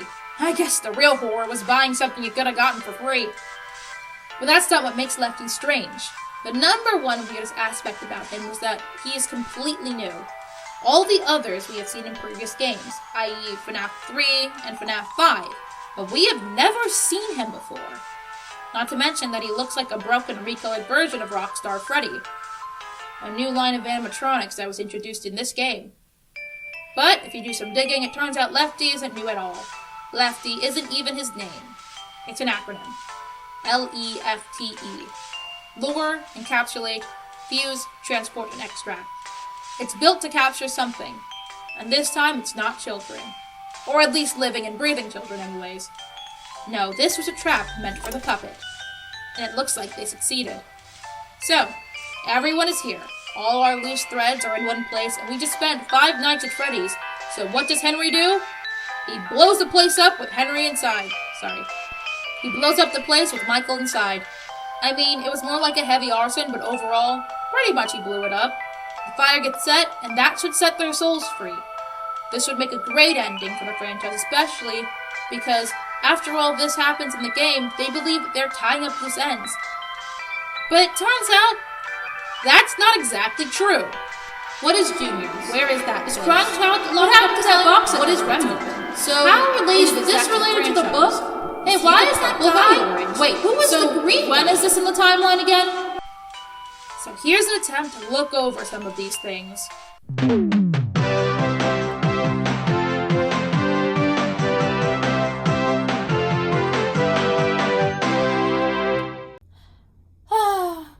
Actual gameplay. A concept that we hardly talk about. But here in Pizzeria Simulator, we get that luxury. You see, unlike previous games, not including FNAF 4, the lore isn't hidden. Between all the crazy nights in FNAF 6, to make money or to run your pizzeria, you get to play fun little arcade games and earn a bit of extra cash. Some of these minigames do more than just pass the time. There's a specific ending, the Lore Keeper ending, that can only be achieved if you play certain minigames. 3 minigames in particular. The Fruity Maze game, the Security Puppet, and finally, Midnight Motorist. The first 2 are just retellings of previous events, the luring of Susie and the death of Charlotte Emily respectively. However, Midnight Motorist is the main game that gives people pause. I feel like I should add a disclaimer because I'm just trying to cover all my bases, and I know for a fact that I cannot go over this game and not mention the minigames. But as I'm writing this and researching this for the script, it turns out that my original theory about this minigame just got shot to death right outside the broken window of the Afton house. So don't expect any clarity as I am severely confused. So, if you feel like, I'm not sure if I want things to get overcomplicated, skip to this section. And you know what? I don't know if these minigames are all that important, so if you don't want to hear about that either, you should skip to this timestamp. The only reason why I say that is because game so big, franchise so big, lore so big even, that I never know what's important. But, once again, covering my bases. Midnight Motorist is a side-scrolling driving game. You try to go through several laps as fast as you can without crashing into other cars. However, there is a point in the game where there seems to be a gap in the border, and if you slip through it, the real game begins. So you drive through this forest-like area. There's a stop where if you get out, it turns out you're playing as this orange guy. He walks over to this clearing and there's a mound that looks reminiscent of a grave. There's nothing to interact with there. The next place you drive to is a place called Junior's. At this location, a green man stops you from entering the building saying, "Come on, you know you can't be here. Don't make this more difficult than it has to be." Once you leave there, you drive to a house. Upon entering, you see a gray hunched figure watching television. He says to you to leave someone alone. You ignore that gray person and move deeper into the house, where you knock on a door that is locked. As it turns out that whoever this orange person is, they are upset that this person had closed the door. As they continue to knock, they get progressively angry with lines such as, "This is my house, he can't ignore me like that," and "Open the door!" But when there's a response, they insist on finding another way in. You leave the house and go around the outside. The scene you see is a broken window and 2 sets of footprints, one leaving the house and 1 set of animal-like footprints. The orange guy comments, "Ran off to that place again. He'll be sorry when he gets back," thus ending the minigame. So what does this mean? That's a great question. There are a few theories. Starting with the Afton theory. From what I understand, it's a common belief, and the game theory approved theory, is that this is what happens to the Afton family the night after Charlotte Emily gets murdered. William Afton is our orange guy. I know it's hard to believe because he has been purple for an entire franchise, but Scott tends to be loosey-goosey when it comes to being consistent with character colors. But he has the exact same car from the minigame, so it is assumed that this is fresh from the murder. Also, because it was raining that night, and it was raining in this game as well. The one watching the TV is Michael Afton, and the escaped child is Crying Child. Now, the other family theory. Another possibility was that this is a completely separate family whose child was taken by Afton. The thought process being that it is fresh after Afton stole a child from their bed. All cool and possible, but there are a couple of questions. The grave we visit. That one is completely unknown. Some want to say it's the grave used from the novel, The Twisted Ones, where the animatronics come from the ground. But personally, I'm not too sure about that. Mostly because this belief that the games and the books are separate. Even though I like to pick and choose what to keep and what to use, I just don't understand why they would use the Twisted Ones in particular. I don't know what purpose that serves. And also, I think that one's a little too overt. If we're going to be talking about stuff we use from the books and keeping the books separate. But you may not agree. Another thing is the extra set of animal footprints. Who do they belong to? If the idea is that it's Afton in a spring-locked suit, it's a little hard to believe considering the fact that it's raining. Because that would cause the suit to fail and kill him. Also, where is that place? There are too many Freddy's locations for it to be obvious. Is the Twisted Ones concept true? And did they steal that random kid? Or Crying Child? But if so, why? So honestly, this specific game, I feel the compulsion just sort of push this to the side. Also, it's the one last minigame that I haven't mentioned, this being Candy Cadet. The Candy Cadet minigame isn't much of a minigame more than as an ominous lore machine. But instead of an 8-bit minigame depicting a specific event, you get a parable instead. Like speaking to Jesus. So here are the 3 stories that you get from Candy Cadet. Now I will tell you a story. A story about a kind man who would visit 5 orphans and bring them toys and gladness. The man lived alone, and lived in fear that someone might break into the house of one of the 5 children, so he adopted all 5, and brought them together in one place, in his own home. He promised them to never leave them, and they promised to always come home, and never stay out too late. He left one day to buy food, his heart being filled with gladness, but returned to find that the burglar had chosen his home, and killed all 5 of the children. The man could only afford one coffin, so he stitched the 5 bodies together to make one, and buried the child. That night, there was a knock at the door. Now I will tell you a story about a little boy. He had a red snake that he kept in a metal cage, whose hunger could not be satisfied. One day, the boy found 5 baby kittens outside his house. He brought them inside and kept them in a shoebox. He knew that the snake might kill them, but could not bring himself to get rid of the snake. He knew that if he chose one kitten to feed to the snake, it might be satisfied, but he could not choose. So, he went to bed, leaving the cage open. The snake went to the shoebox, chose a kitten at random, and ate it. After 5 nights had gone by, the boy was full of regret, and cut snake open. He pieced the remains together, and put the kitten back into the shoebox. Now I will tell you a story about a young woman who was sealed in a small room. In the room was a furnace, and 5 keys. She was told that each of the 5 keys would unlock one of 5 doors outside her room. Inside each room was a child that she could take with her as she fled the building.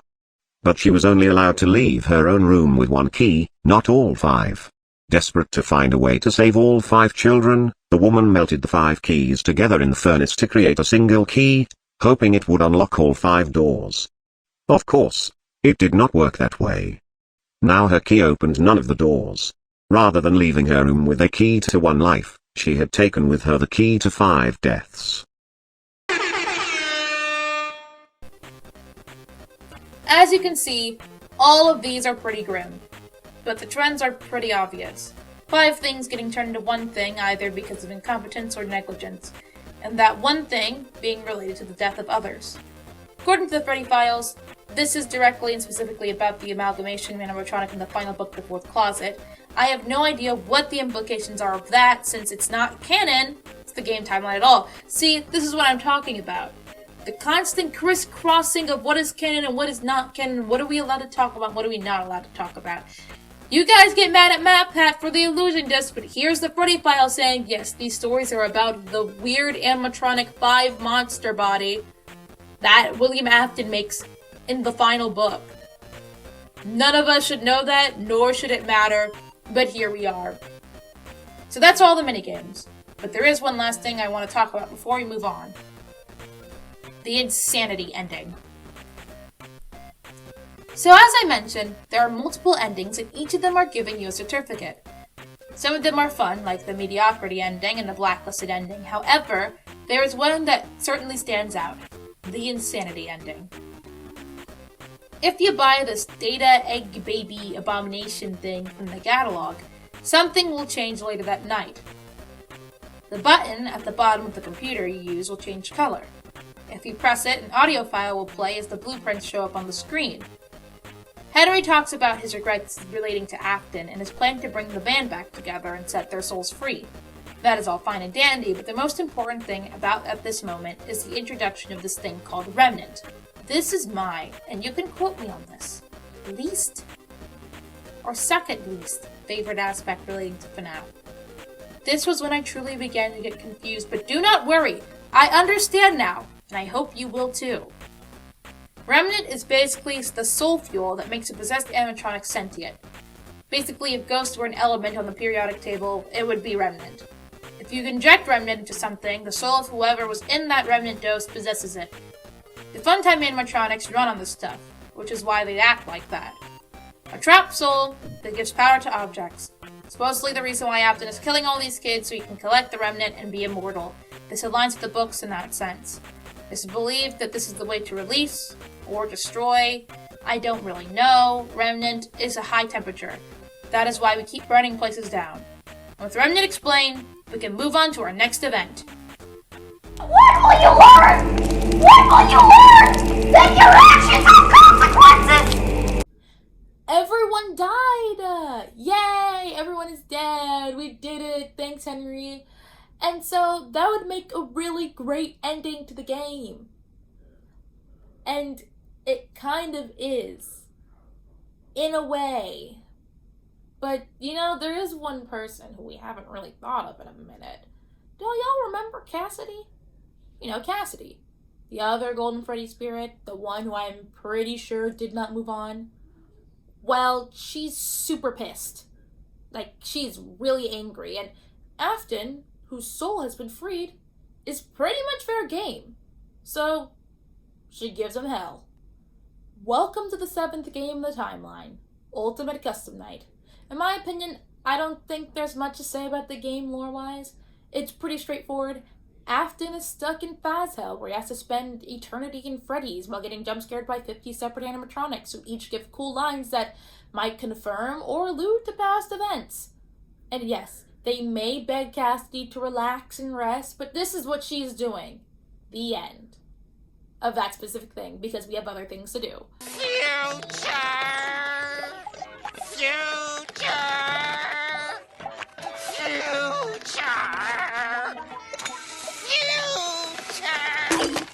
Thanks.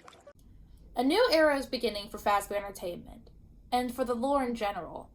From here on out, things are going to take a drastic turn. When so drastic, I think this is where things start to get super fuzzy. So let's be prepared for that. I would think that for some things that has such a sordid past, such as Fazbear Entertainment, that it would be pretty much unsalvageable.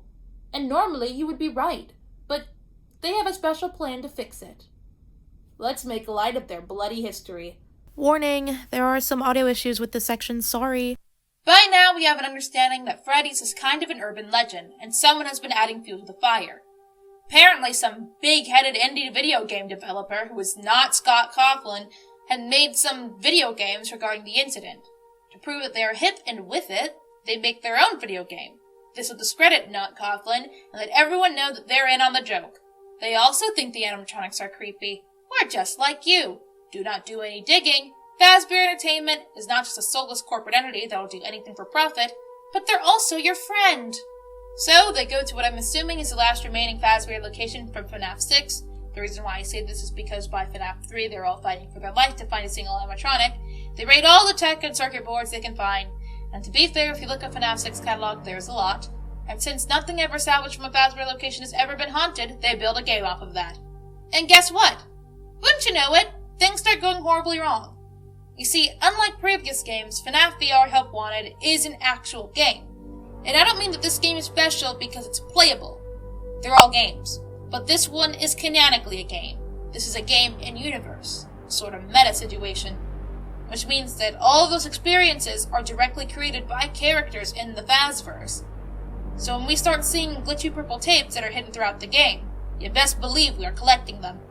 As it turns out, the person leaving these tapes is on the development team for the game that we are currently playing. She says that the whole rebranding spiel is complete BS. The whole indie game developer Not Coughlin narrative is a lie.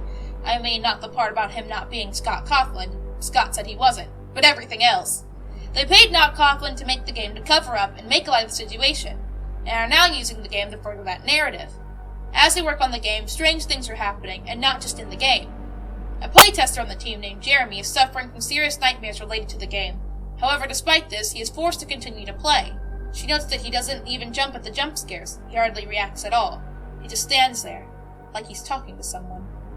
Jeremy tries to alert everyone that something is wrong, and everyone is rushing to fix it. They try to fire Jeremy to keep him from talking about what he's seen, but he's far too gone to notice.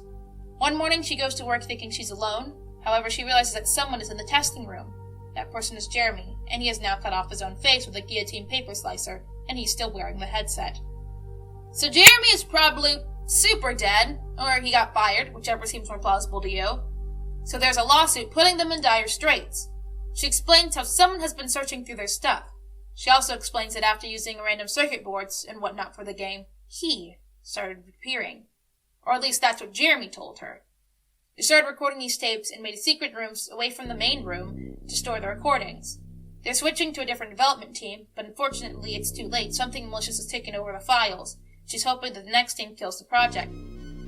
She saw the previously mentioned he in the game. She had never seen this character before and assumed that it was some bugged out code. However, when she was playing, he was looking in the window. Not the way Bonnie or Chica would, but instead doing a full Evan Hansen moment. Get it? Because he's tapping on the glass, waving through a window. No? That's fair. As time passed, it was finally realized that another team was picking up the game, so she tried her best to contain the malicious entity, and it turns out that it latched itself onto the tapes that we were listening to. She tries to delete the logs, but she can't. By making a place away from the main game, she created a safe place for the entity to hide in. She separates the logs and spreads them out throughout the game. Now, as long as nobody collects all the tapes, it should be fine. However, in case someone does, she warns the next team about the Trojan horse in the game. She hopes that they abandon the project, but if not, they should at least hide and scatter the tapes. She created a method to destroy it, but in order to do so, you would have to allow this entity to take over your body. And then there's a switch that should do a hard reset of the game, effectively killing it. Now about this entity. In the beginning, when you start collecting these tapes, it's pretty far away. However, over time, it gets closer and more solid as you try to completing the collection.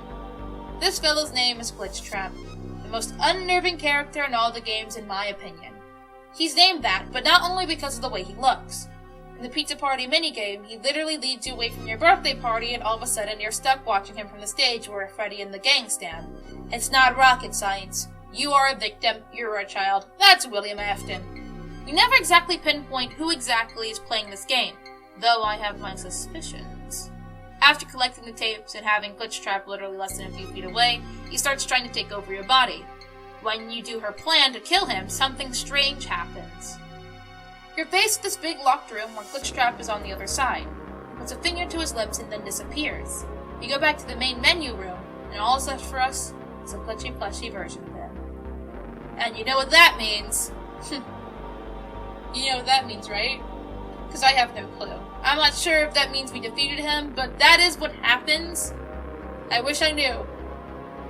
The theoretical prophet seems to think that none of the endings we achieve in the game is a good ending.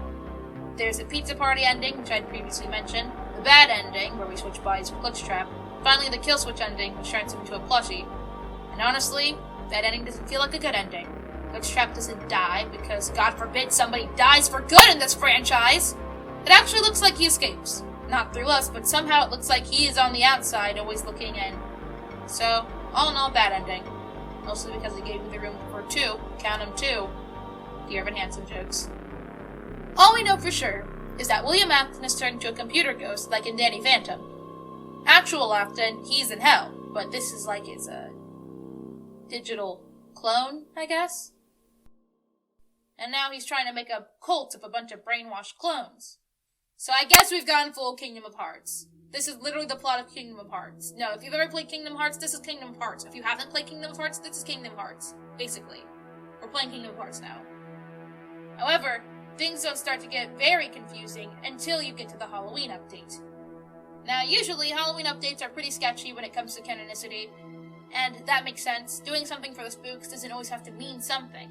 However, there is one minigame that does. Foxy's Corn Maze. It's a pretty simple concept. You're stuck in a maze while a pirate fox animatronic that's on fire hunts you down. You need to find these color-coordinated keys to get through the color-coordinated gates.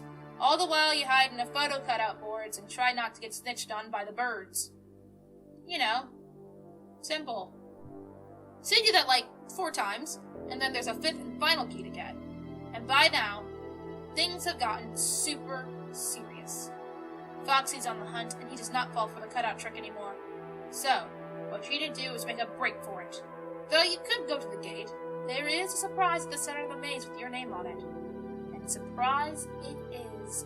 You go to the maze and make it to the center, where there's this cellar. It's dark and it's damp, however, there is something in there. A mask, in the shape of a rabbit. You can get this at the prize counter after you find it. If you put it on and look at your glitch trap plushie, you hear a voice, which seems to be talking to someone who isn't you. Yes, I hear you. I know. No. There's no miscommunication. I understand. Yes, I have it. I made it myself. I think you would like it. No one suspects anything. Don't worry. I'll be ready. And I won't let you down. It will be fun.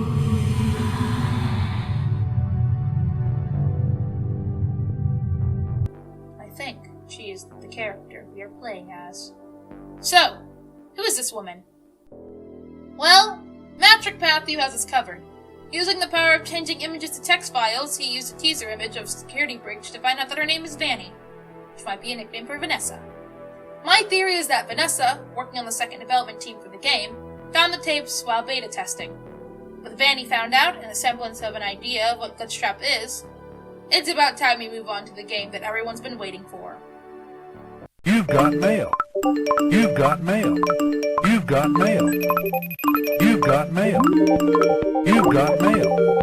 You've got mail. Wait, you mean you weren't waiting for FNAF AR Special Delivery?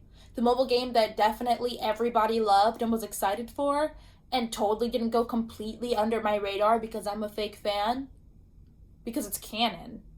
Or at least the emails are. I mean, who knows what the heck the gameplay's about? I mean, I do. Robot come to house unannounced, you see no robot. Robot and you fight to death. Remnant catching. Between all that, you get these leaked emails that are being exchanged between what I'm assuming is some development team and the company.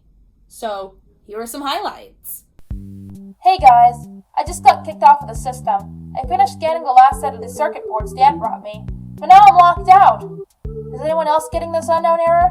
No. Steve, which circuit board did you scan? Whatever Dan brought me. Turns out that wasn't just a glitch. We released a virus when we scanned that last circuit board. It's spreading really fast. We're gonna need all hands on deck. We have a virus spreading through our system, and we trace it back to one of the circuit board scenes we performed for Fazbear Entertainment. Are you aware of this issue? Can you send any guidance? Best, Steve. These tell us that the development team is either the VR development team that Tape Girl is from, or the next team to work on the VR game. Because in Tape Girl's team, they also had a problem with leaking emails. That's how she found out about the not Coughlin pay deal. Either way, they unfortunately caught the active virus. The glitch trap, if you will. And it looks like it's already infected some of the staff. Do you remember some girl named Vanessa? Vanny for short? Well, we get to find out what she does for a living. And that is still working on this development team. Anyway, sometime after her brain got scrambled, she goes back to work. And apparently her little quirks are not going unnoticed.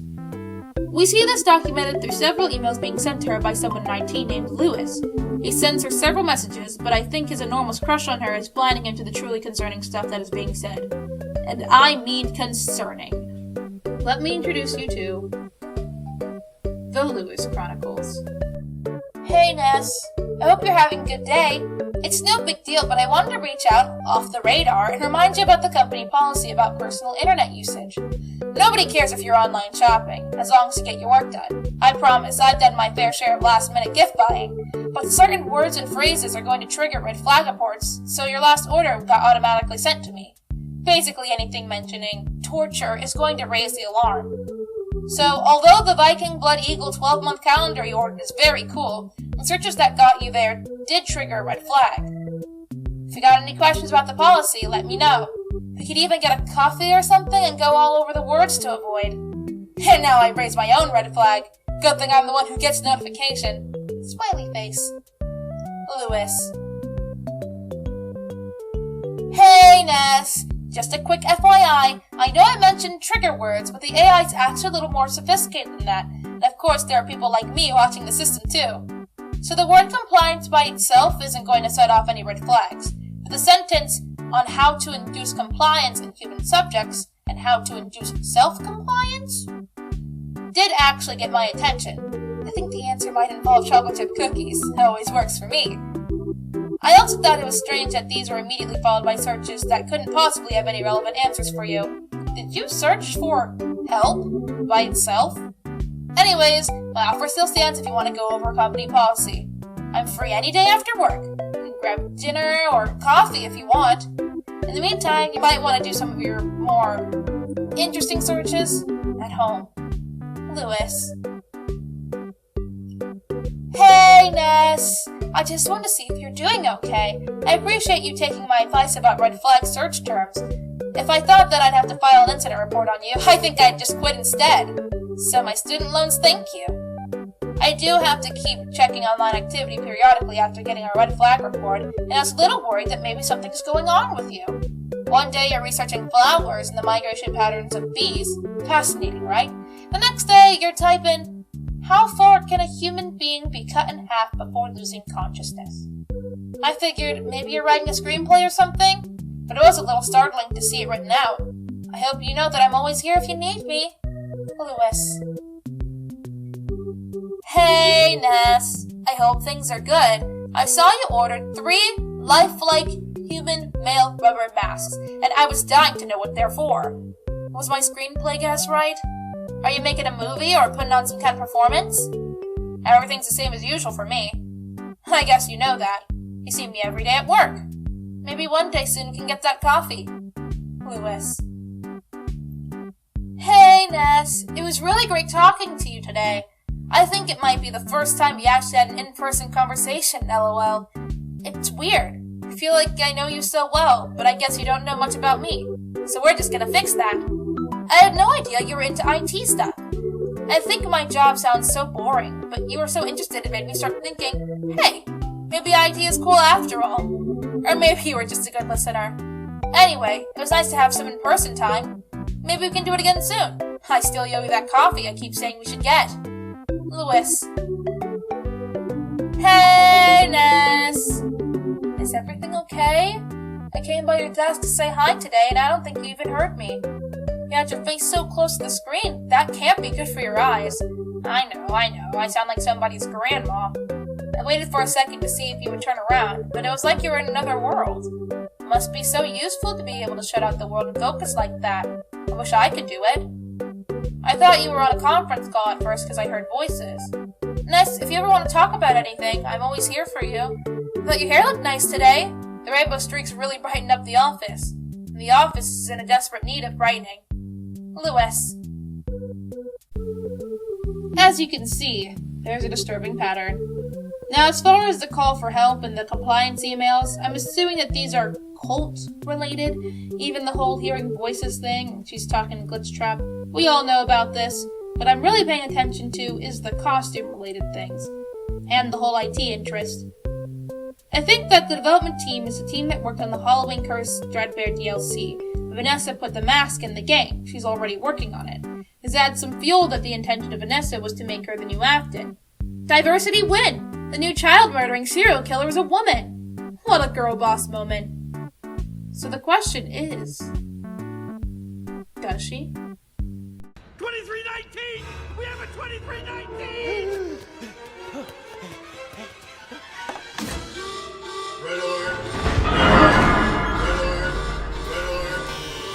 We have reached our final game in the timeline. Or at least this time. I'm gonna be completely real with you. This final game is pretty different from the last one. I want to make this make sense, but in order to do that, I have to talk about everything that has happened. And a lot happens. So I can't just summarize it like I have been in the previous games. We aren't just sitting in an office anymore, we're moving from place to place with multiple endings. I gotta go over the whole game, so if you're not cool with that, skip to here. I'm giving you 3 options right now. Take a break, leave, or keep going. If you leave, I get it. Listen, man, we may never see where this is all heading, but if you can leave here and make up what you think is going on. Yes, it won't be as satisfying, and you'll probably be wondering, what the heck does any of this mean? But hey, you made it this far, and that within itself is a feat. Or at least that's what you can tell yourself when you sleep at night. If you take a break, I understand that there may be a chance that you might not come back. Listen, we all been at it at however long that I said it was.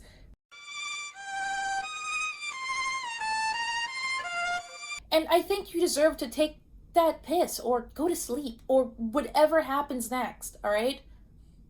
Whatever prepares you for what happens in the future.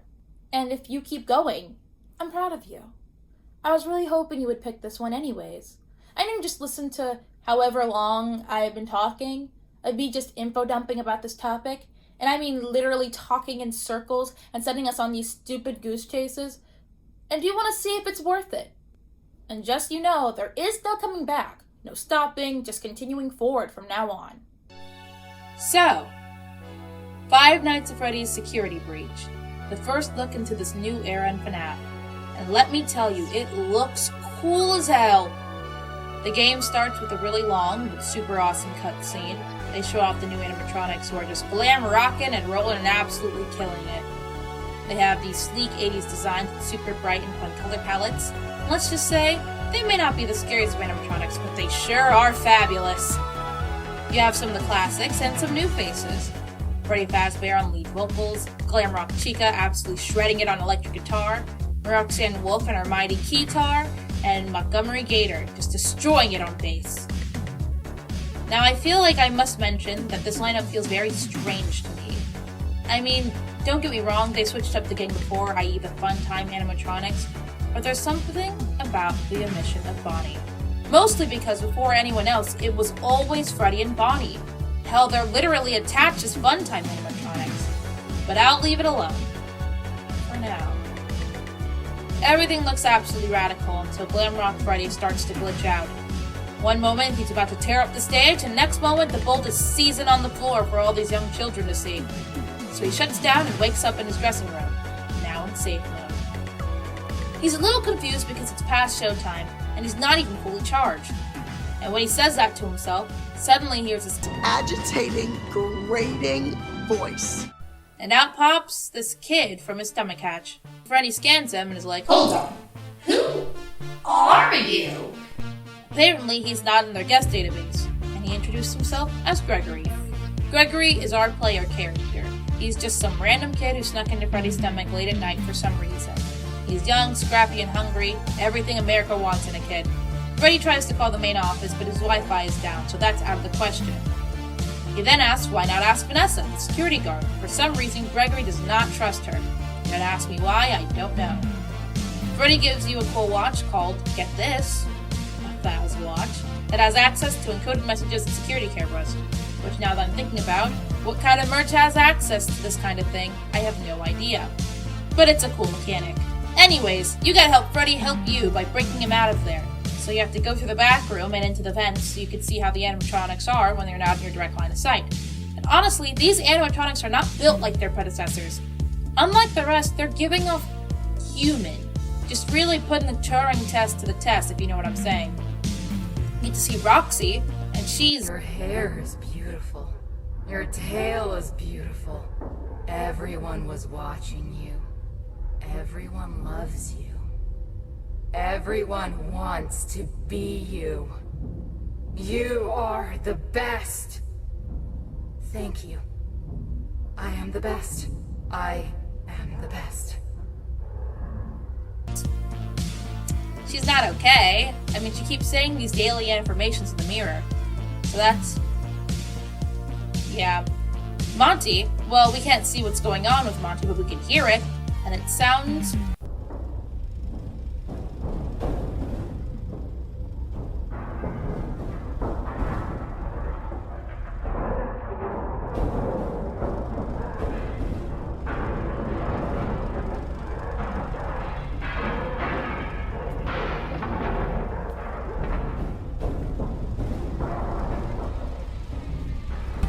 not good. And Chica is just absolutely shredding it on the guitar. What an absolute girl boss. I support her. In order to break out Freddy, we need this thing called a photo pass, which Freddy assumes that we have because I guess we look like we're made of money. We find one and we break him out and he calls us Superstar.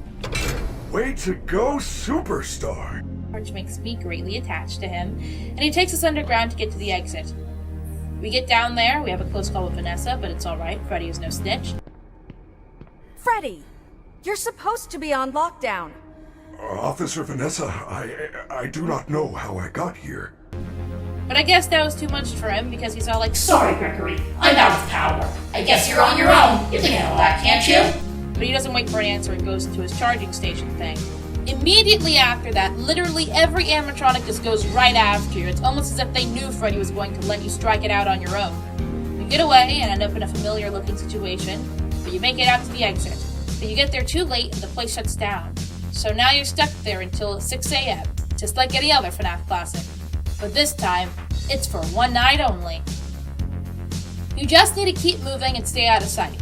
And luckily, the Pizzaplex is the perfect place to do this. Pizzaplex is kind of like a mall. There's all these different stores, restaurants, and places with different activities. Laser tag, mini golf, raceway, several arcades, a dance party area, stage shows, meet and greets. Hell, they even have aerobics. If I was a child and this place was real, I would become an insane person, just frothing at the mouth to go. But unfortunately, we are locked out of pretty much all of these places due to a lack of passes for security and otherwise. We need to get to the pizzeria, but unfortunately we don't have the proper clearance, so we have to get past Chica and upgrade our pass. So we do that, but it upgrades into a daycare pass? But with no other options, we have to go there instead. We arrive in the biggest play place I've ever seen in my entire life. We slide into the nearest ball pit where we find out that the daycare attendant is also an animatronic named Sundrop. I don't know how anyone would allow a robot to take care of their child in this world, but okay. Sure, he's a little unnerving, but it seems like all he wants to do is arts and crafts, and he said his only rule is not to turn off the lights. There is only one rule! Keep the lights on. On. On. And I wasn't gonna do that anyway. Personally, I wouldn't mind staying here for the next 5 hours. I might even take a little nap. But Gregory's a busy boy with things to do and places to see. So he grabs the security pass and there is an immediate blackout. Sundrop has a whole meltdown and turns into this horrifying moon animatronic who's out for blood. No! Why would you do that? Lights on! Lights on! I warned you! I warned you!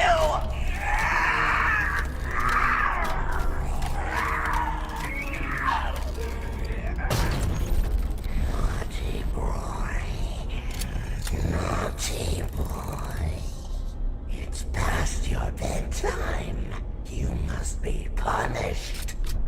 99. And Freddy's all like, Superstar! You messed up!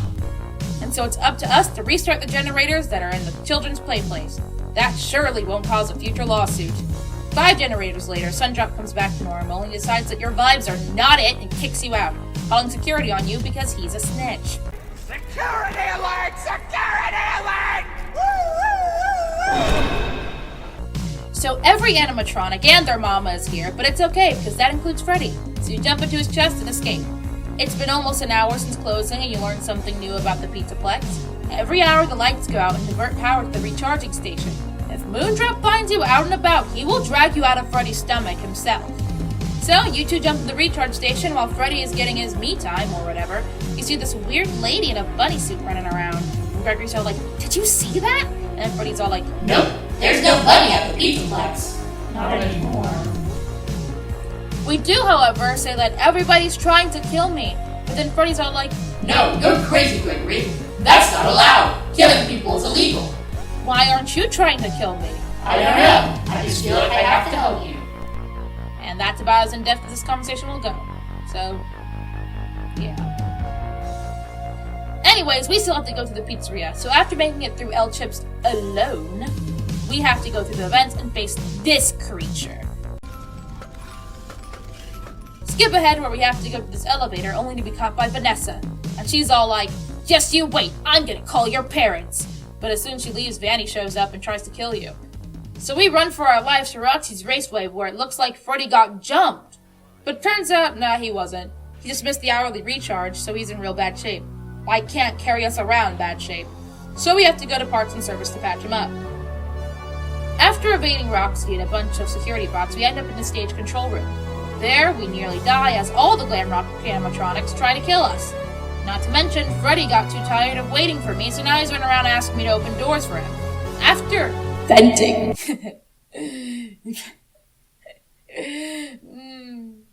That's not funny.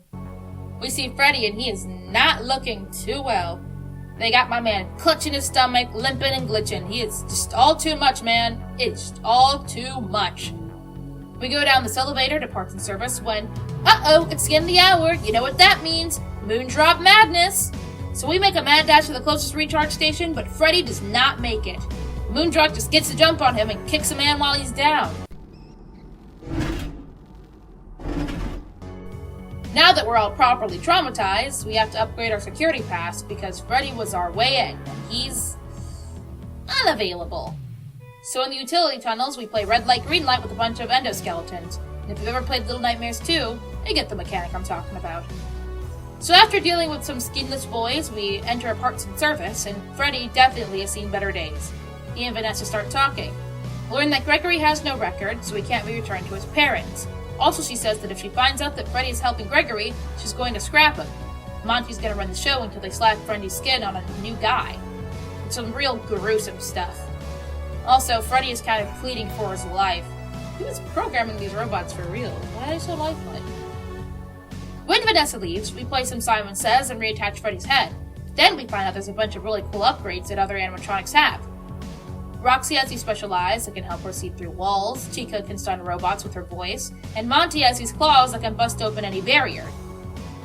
Now, I'm not trying to be problematic, but it would be nice if Freddy had these things.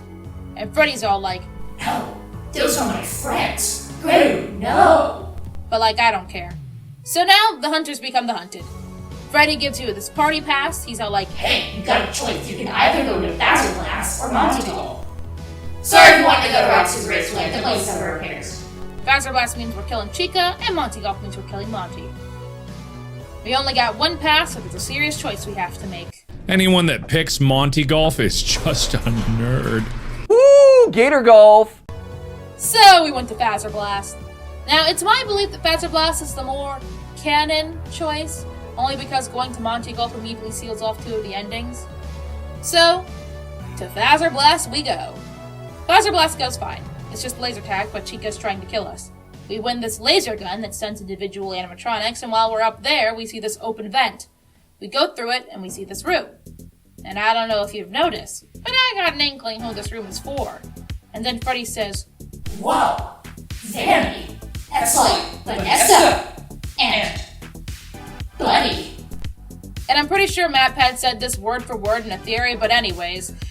But with that, we leave and go to Bonnie Bowl. And that's when we find out about some interpersonal co-worker drama between our animatronics. You see, Bonnie wasn't simply replaced like Chica was with the Funtime animatronics. Bonnie was murdered. He was a glam rock animatronic, but then he went to Monty Golf and didn't come back. And after that, Monty was the new bass player. Rick Kenton was right about that guy. Monty Mystery Mix. Golden Monty. Monty Mask. They really trying to put Monty on, and I'm like not a fan. All Monty merch going in the dumpster. We get some Monty Mystery Mix, which is like pizza goop. Chica loves the stuff, so let's just keep that in our back pocket. Skip, skip, skip, security pizza, making minigame, kitchen exploring, trash compactor. Chica will eat anything. Like the first time we see her, she is gobbling garbage. Chica will attack children just to get her hands on some Monty Mystery Mix goodness. So I spread that on the garbage, and she heads straight for it and gets compacted. I smell pizza! Oh no.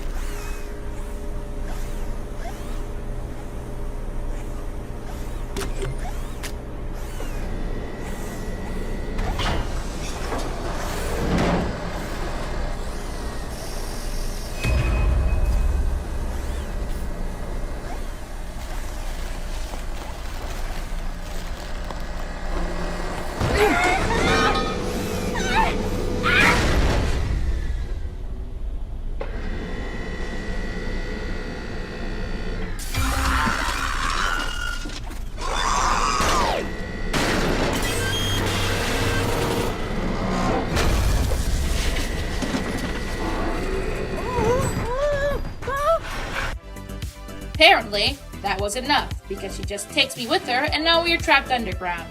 We steal her voice box. No big. But apparently all it did was make her scarier, so she starts chasing us around the dumpster area. We run and cry for a minute, and then we stumble upon this room filled with boar. Wow. Is that the Afton family as robots? Huh. Weird. We upgrade Freddy. He sounds a little spooky. Freddy asks us how we got Chica's voice box, and we technically don't lie. Gregory, this upgrade, it was Chica's. Please, be honest. How did you get it? When I was in the kitchen earlier, she fell into some sort of garbage smasher. Is she okay? Well, she's still functional. I mean, she is technically functional. But she's alright. And since I have no guilt, we move on to our next target, which is Roxy. We are out of party passes. We run over to Roxy Raceway, but it turns out we're too short to ride. The bot we are supposed to drive with is headless, but lucky for us, we find a spare. It is broken, but in order to fix it, all we have to do is go to the arcade where the DJ is. Freddy would go, but apparently he gets a little too lit, so I gotta go by myself. We run over there, and that's when we see him. Music Man. We walk around and go into the back where we fix the robot head. But wouldn't you know it, we gotta restart all the circuit breakers in order to get out of there. Seems simple enough, even with all the other animatronics out to get us. It's like, okay, until Music Man goes missing. And then we find him. He starts crawling all over the walls, sticking his hand in places I'm hiding. I'm absolutely terrified. And once we get the last one, he just starts booking it after us. But we survive, and we make it to Roxy's Raceway. Now that we're all zipped up and ready to go with our own robot friend to take us on a ride, we start driving. And then Roxy just jumps in the middle of the road. So we jump out, and then she gets a face full of go-kart. How is that our fault? That was her fault. That is not our fault. After that, we take her eyes, because, you know, waste not, want not. But apparently, she didn't like that, so she starts going after you blindly. No eyes, just sobbing and crying and trying to catch you. It is horrifying, honestly.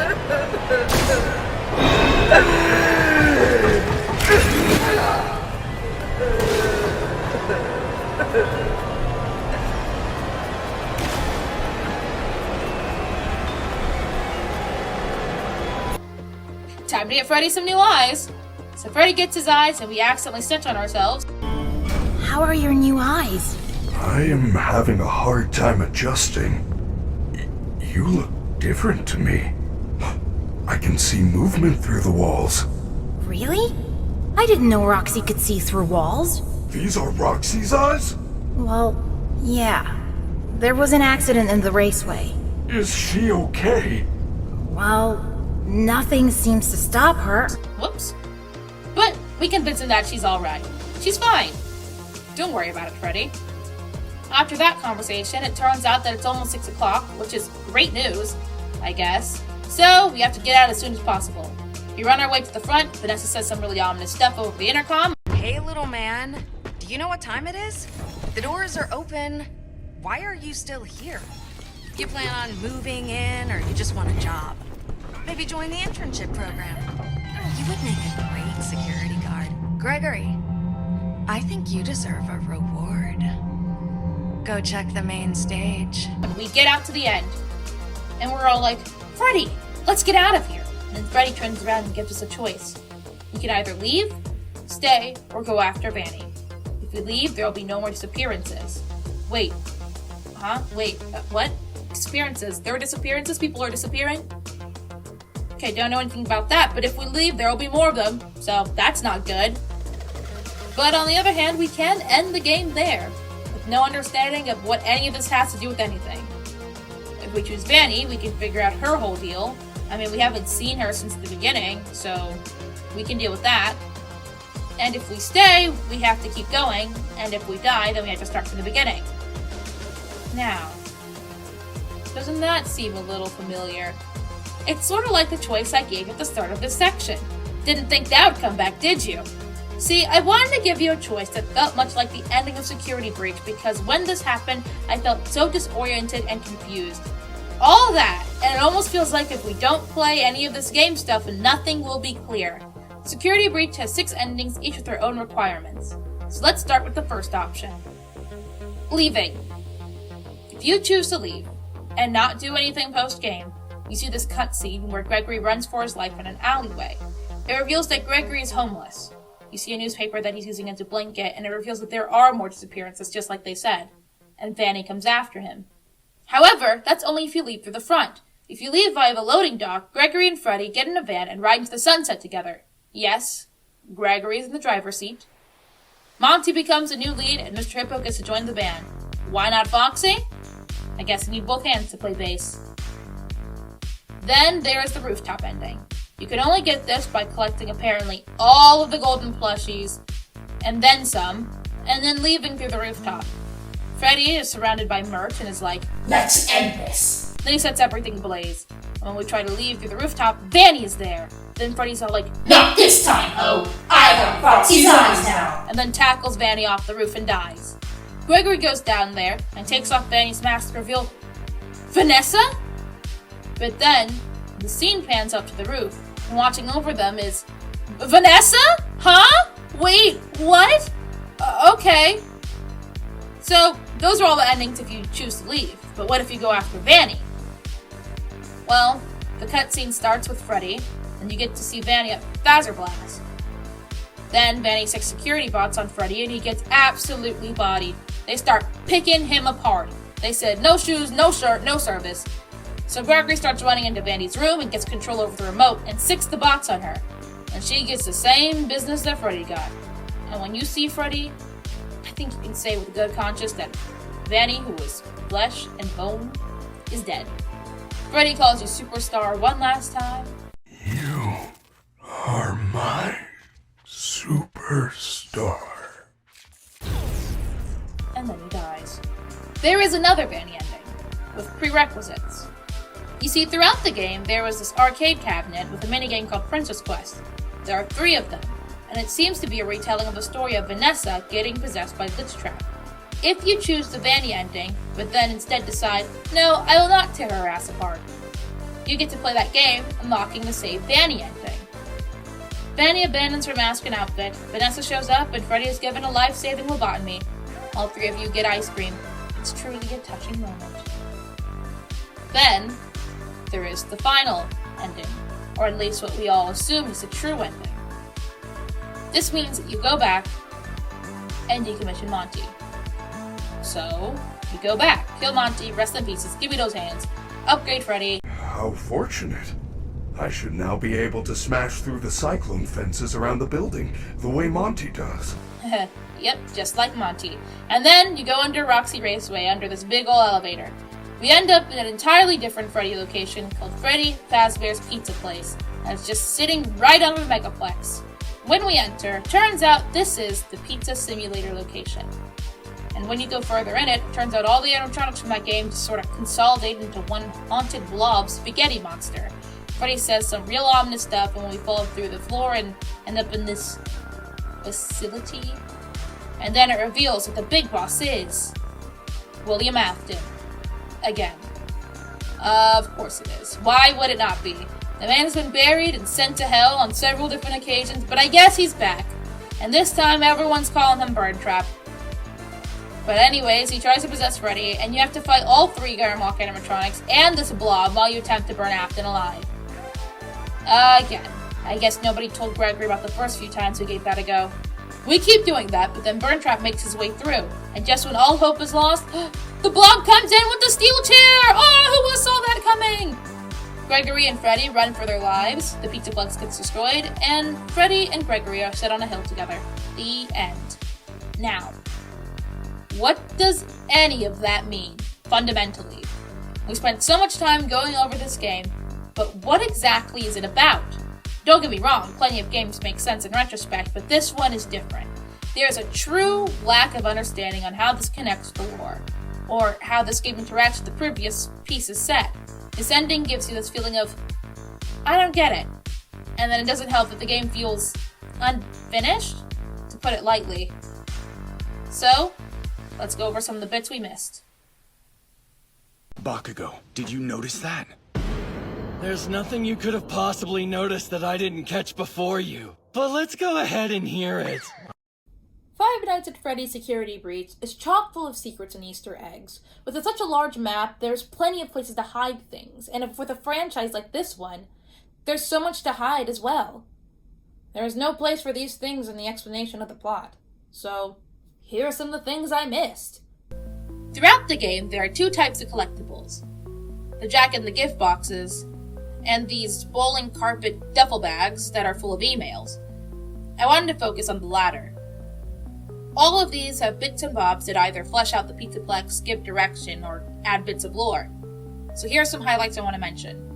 Number 1. People working at the Pizzaplex were well aware and even investigating some of the weird stuff going on at the Pizzaplex. The construction crew in charge of Roxy Raceway was going to find out about the FNAF 6 location underneath the building, but I think that caused the mass firing. Number 2. Something is wrong with those video games. Someone was doing maintenance logs and playing all the arcade cabinets, but playing the Princess Quest games in Balloon World made them lose their mind in some capacity. Number 3. Vanessa says that someone called the police from inside the Pizzaplex, but she has no idea who. They never explained who that was. Number 4. It turns out there was some mention of disappearances and its messages that is a sentence log. Why did you reopen? Everyone remembers what happened to those kids. This probably isn't even referring to the disappearances that were happening currently. It could have been to the past ones. And number 5. There are no human staff, Vanessa withstanding. For some reason, everyone was brought together and fired. The Daycare Center Room. When you are first introduced to Sundrop in the daycare, he jumps from this area high above the ball pit. As it turns out, you can access this area. After taking pictures with the Fazcam of all these cardboard cutouts from this Foxy of the Caribbean poster, the poster reveals a door. After going through that door, you can see the room Sundrop came from. It's a bit of a mess. There are toys, clothes, discarded security bots, and endoskeleton pieces everywhere. There's also an arcade cabinet called Balloon World. It's a Flappy Bird style game where you play as Balloon Boy. The game is pretty normal until you start seeing these purple glitches. If you collect them, the game changes and you are now following the purple glitch trail. After you collect the glitches for a while, the game ends. The sun gets larger and larger until it fills the whole screen. Then a message glitched in purple text says, "Good night." Now, what does that mean?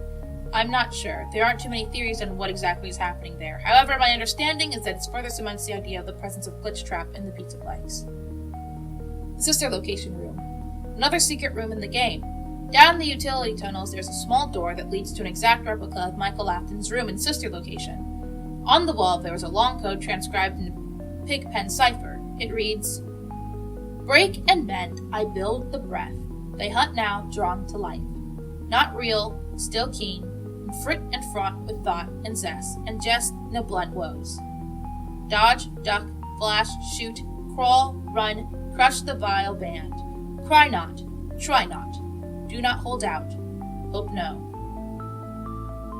Your life, your aim, will save those with a soul."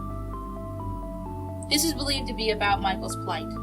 There's also this retro CD player. This leads us to the final and probably the most important secret. The therapy CDs. Hidden around the Pizzaplex is 16 CDs. You can only find them using Roxy's eyes, meaning that you can only find them post-game. You also can't play them until after you are fully upgraded. I feel that these recordings often speak for themselves, so if you want to, I'll link to these CDs in the description. For now, I'll give you a quick rundown. These recordings are of therapy sessions between two different patients and their array of therapists. The first of these two patients is Vanessa, the security guard, and the other, we don't get a name, so they are labeled as patient 46. So, we start off with Therapist 1. Vanessa's been speaking to this therapist for a while now for previous issues with anxiety. This time, the therapist wants to talk about a new issue. Apparently, there had been some concerning online activity regarding her at work. There had been encrypted conversations between Vanessa and another person that had raised alarms. Vanessa mentions Lewis, meaning that these sessions are actually taking place during FNAF AR. Patient 46 doesn't say a lot. And they definitely don't say anything on tape.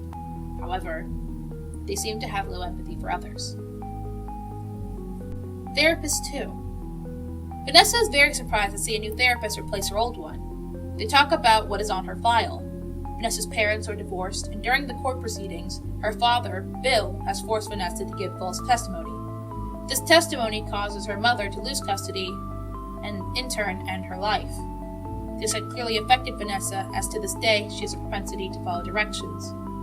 She also brings up the encrypted conversations that she is having, and how it looks like she is being manipulated. Whoever she is talking to is hacked into her personal files. That includes her therapist records.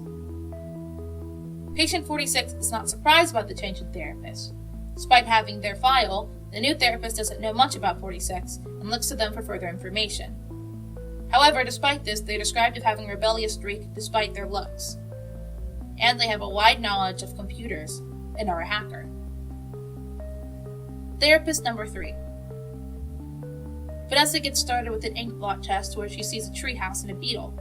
When the therapist tries to talk to her about the encrypted messages, Vanessa says that she doesn't have to talk about it, that there is an NDA. They also bring up the fact that Vanessa is buying fake fur and making a secret costume, something we should already know due to her conversation with Lewis.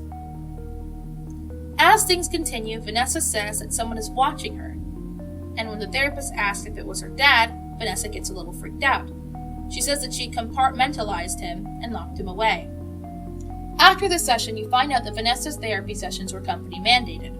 Vanessa's transferring, but the therapist encourages her to reach out to her so she doesn't just work for corporations. She works with individuals, group therapy, and even schools. Vanessa says that she is needed elsewhere and leaves. Patient 46 is described as very relaxed despite the traumatic event they supposedly experienced. We never hear what that event is, but it is said that something happened between patient 46 and their parents. However, when they describe this event, they seem detached, speaking from a very objective point of view. From these conversations, it sounds like the patient is presented to be rather young. They also seem to be dealing with fantasies, but we are never told what they are. Therapist number 4. By now, Vanessa is out of the picture. During patient 46's session, it is revealed that the last 3 therapists have gone missing. Actually, to clarify, one of them isn't even missing, but actually turned up dead, seemingly mangled by machinery. 46 is apparently suspected of breaking into the Pizzaplex and hacking into their systems. They apparently had made software before. One was made to talk to them, very much like Charlie's experiments in the books. Therapist number 5. Patient 46 tries out an ink block test where they see a mask. They talk about the encrypted messages that they are having with someone, and it appears that 46 is doing the manipulating. 46 was also caught at the Pizzaplex talking to someone, and that someone in that photo has rabbit ears.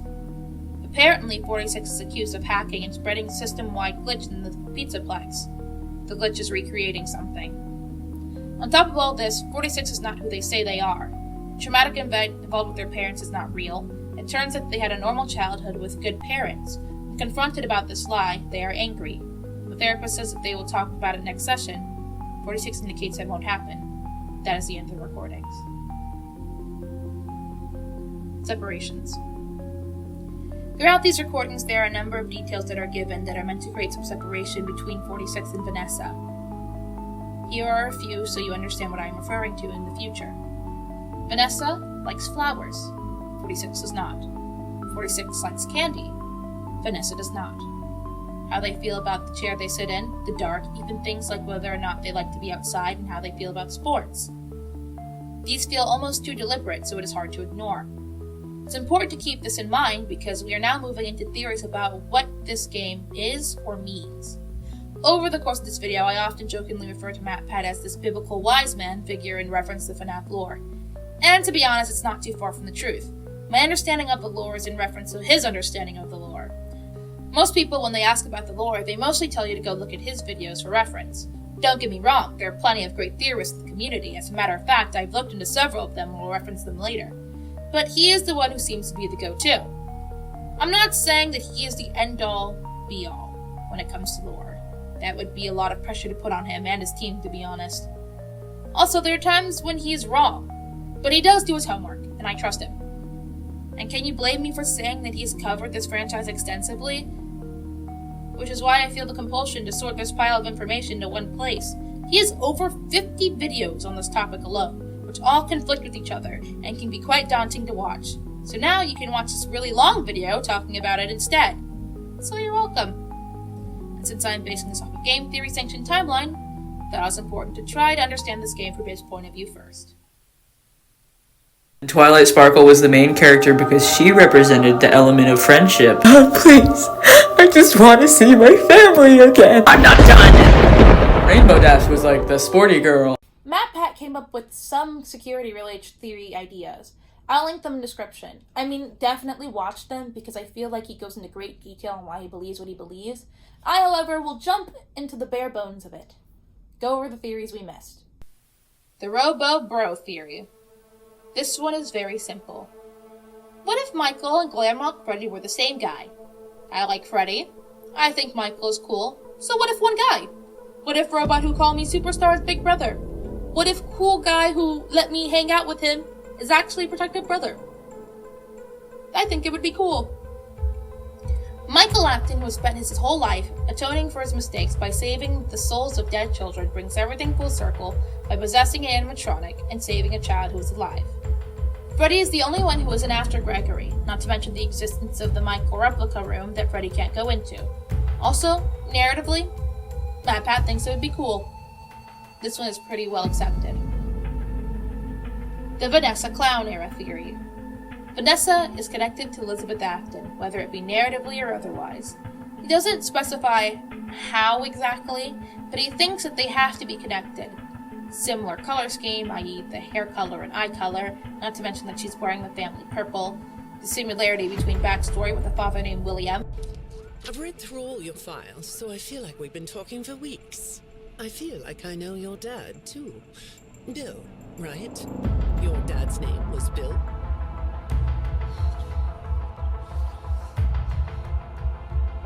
I'm sorry, what did you say? Who is manipulative. Her last name starts with an A, and most importantly, Baby is not in the blob. Even if it isn't directly Baby, she is symbolically. The on God theory. The theory I'm about to impart on you is so severely divisive. That's why I call it the on God theory, because this feels like a real on God moment. Now, if you think, I think MatPat is off his rocker for this, that's fine. But this is a big one, so I'm going to share anyways. Gregory's a robot. And not just any robot, he's Crying Child. And not just any robot version of the Crying Child, he's Patient 46. Now hold on. Do not shoot the messenger. I am just saying what he thinks. I am not saying this is what I believe or disbelieve. Let's just go over his findings. Now he does say a disclaimer that Gregory could just be narratively speaking the Crying Child. But they do have similar designs. But of course, that's not his only basis, since that one got him laughed off the podium. There's also the fact that Gregory can be in charging stations. The CRT effect that happens when Vanny shows up, by the way, which is giving very much illusion disc from the books. Speaking of the books, the franchise obviously not above Robot Children. See, you wondered why I brought up the fourth closet? This is why. They've done it before. Who's to say whether they'd do it again? He thinks that the daycare center room is where Gregory hides out and he uses salvage bots to live. The fact there is no record of him, but Chica knows his name, the fact that Freddy says that Gregory looks different when he has Roxy's eyes, there are a lot of reasons that he believes he spends like half the video defending his robot theory. But what about the Patient 46 theory? How does that play in? Well, 46 seems to be a child. If he is a robot, he could have the job of bringing Vanessa to the Pizzaplex. In the big lore-related room, all the sticky notes look like the progression of a robot coming into consciousness, starting from binary and crude drawings and ending with full thoughts. If they represent the Afton family members, Gregory is the Crying Child. He also could have the motive of bringing the family back together. Please watch Game Theory's videos on this. I promise it's much more compelling and believable from his side of things. Here are some holes in this theory that he points out. 46 has parents, and not just parents, good parents. Gregory doesn't. He's homeless. And if Gregory was a robot, he wouldn't even have parents. Or a record. Gregory being 46 doesn't explain some of the other weird stuff Vanessa does if Gregory is the one manipulating her. Also, if he brought Vanessa there, why doesn't he trust her? It's possible that 46 could be a different character entirely, and we have yet to see. There's also the chance that it could be Baby, but there are some issues with that as well. The blob theory. Basically, the blob is not possessed by anyone in particular, more like it's possessed by the emotion agony. Agony is a force from the books that is similar to Remnant, but is not Remnant. Basically, if something bad happens and there's a person who feels agony, that feeling can infect other objects, and when that happens, agony brings those things to life. Meanwhile, Remnant is a substance that's made from souls, and those souls possess an object. So Remnant is someone possessing an object, and agony is something possessing an object, or an emotion possessing an object. And it has been collecting displays from Rockstar Road because they're infected with agony. Okay, real quick, rapid fire mini theories. Rapid theory mini theories. Bonnie was decommissioned so Afton could have his hands. The princess in the Princess Quest games is Cassie trying to defeat Glitch Afton. Problem, the Cassidy file in the game was renamed to Princess in the patch of the game. Now that we have MatPat the Bold's opinions, I'm going to have a quick rundown of what the other theorists have to say.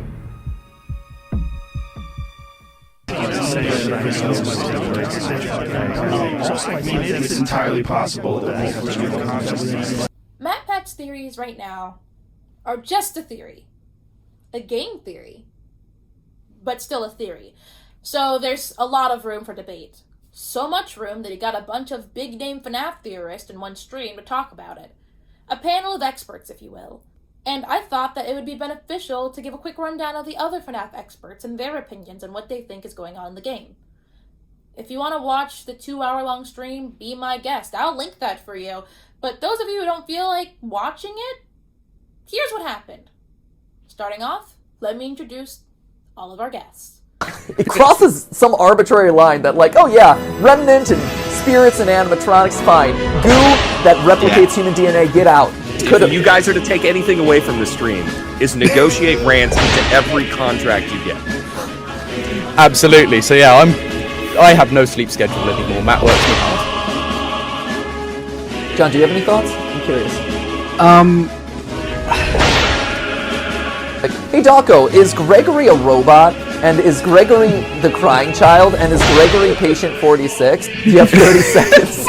Moving on to a super horror bro, Mike. Mike, how are you? Oh no, we can't hear Mike. Uh-oh. Tetrabit, your video that really stuck out to me though is apparently bears are extinct. Matt Pet just called me a great mind, people. That's it, I'm done. Wow, this stream is super long. Should I have been taking notes? You know what? I think I'm gonna go get notes. Yeah, no, hold on a second. Hold on. I'm just gonna go get notes. Vanny and Vanessa, same person?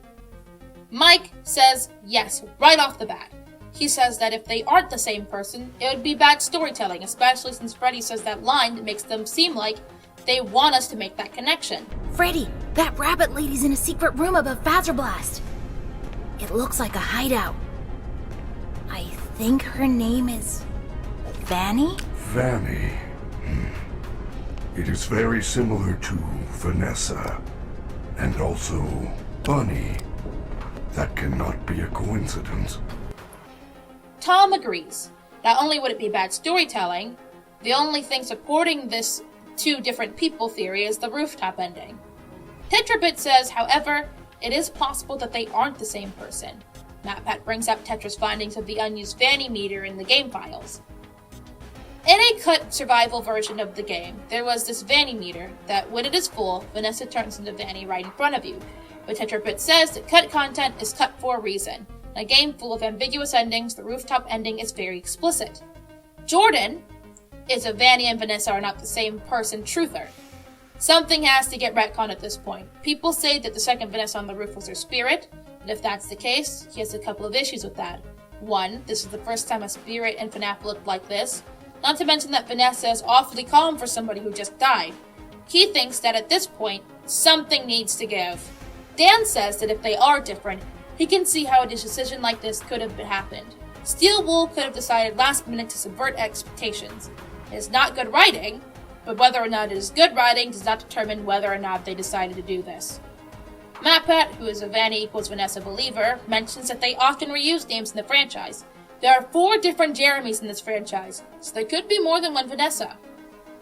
John believes that Vanny and Vanessa are the same person. However, he has some counterpoints. When Vanessa catches you in the game, Vanny shows up way too soon after. Why would she feel the need to hide being Vanny? The fact that she catches you, she says she's gonna call the police, only to come back as Vanny to kill you is very strange. His theory is that Vanessa and the Tape Girl from Help Wanted are sisters. Tape Girl is Patient 46, and one is trying to save the other. This idea came from a boss in the side game Security Breach Fury Rage. This game was dropped in response to Security Breach being pushed back again. This includes Easter eggs and references. In this game, there is a boss called the VR Sisters. He thinks they are referring to these two, and these two are both under the possession of Glitch Trap. Or maybe Afton is pulling a Henry from the books and has given the Build-A-Bear treatment to Baby, and Vanny and Vanessa are just two versions of her, maybe? We don't know. Using the book series to fill holes, Daco says that Scott said that the books and the games can overlap. He also mentioned that he thinks that Vanessa's probably going to play a bigger part in the story because she's not in the blob. MatPat speaks on how hard it truly is to separate the books from the games because of the extent of how much overlaps. For example, the illusion discs. When Vanny shows up and there's that CRT effect and this high-pitched ringing, that sounds like an illusion disc.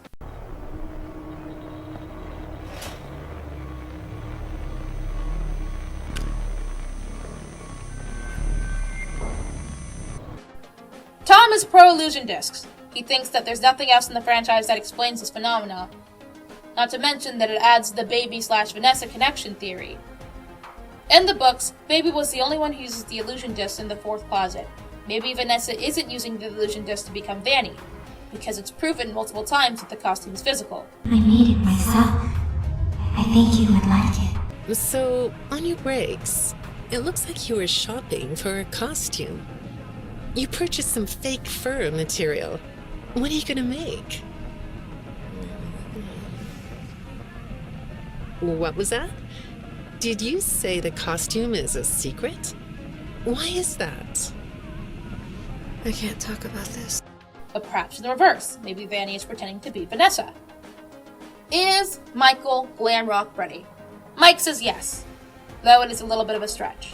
Steelwool is trying to introduce new characters, though it makes a lot of sense, so it's hard to ignore. Daco says that he liked it. If Afton can come back, then Michael can too. Someone seems to be possessing Glamrock Freddy.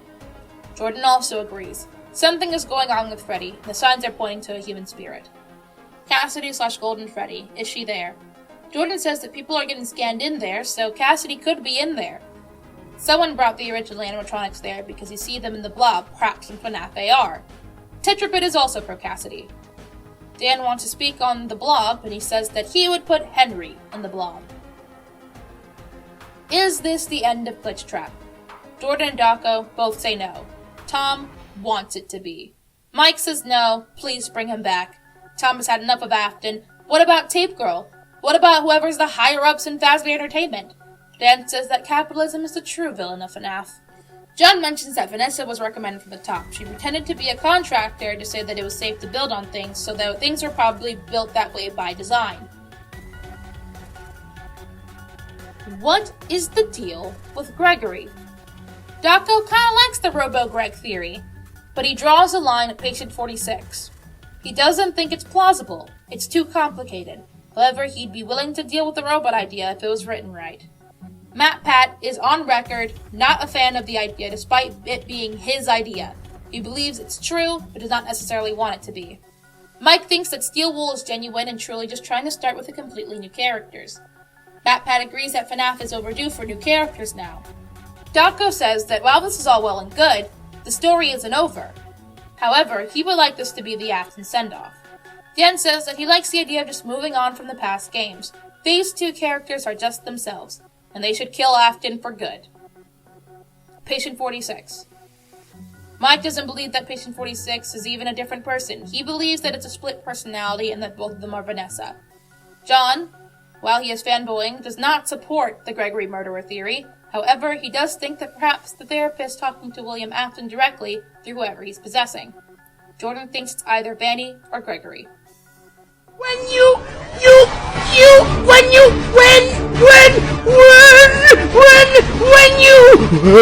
We have heard from MatPat. We have heard from his panel of experts. So now, it's time to hear from me. What are my hot takes, my theories, my beliefs? What if MatPat gave me a square in his stream? What would I have to say? Well, I didn't spend months researching and raving like a madman for no reason. Just like anyone's grandfather when asked about politics, I have opinions. Unfortunately, unlike all the previous games, I can't just explain the lore like I'm telling you a story, mostly because the story isn't done. But I can speak on the pieces we have. So I'm going to go over the main points from the stream and give my opinion. Vanny and Vanessa. Are they the same person? I'm on team same person. They've been setting this idea up throughout FNAF VR and FNAF AR. It would just not be bad writing, but it would also be a waste of time and energy. I don't think that there are two Vanessas running around where one is good and one is bad. There are a couple of reasons for that. Number one, they actively and explicitly voiced this connection as one they wanted us to make. Freddy's line on how Vanny is Vanessa and Bunny feels so directed and explicit that I just don't understand why they would push it if that's someone else entirely. Number two, there is something actively wrong with Vanessa, and she is making the Vanny costume. It is stated multiple times that Vanessa is making a physical costume. And FNAF VR, and FNAF AR, and Security Breach. If she's not Vanny, then what the hell is she doing making costumes? I think that Dan has a point. Steel Wool could have just changed their minds at last minute on what kind of story they wanted to tell with Vanny.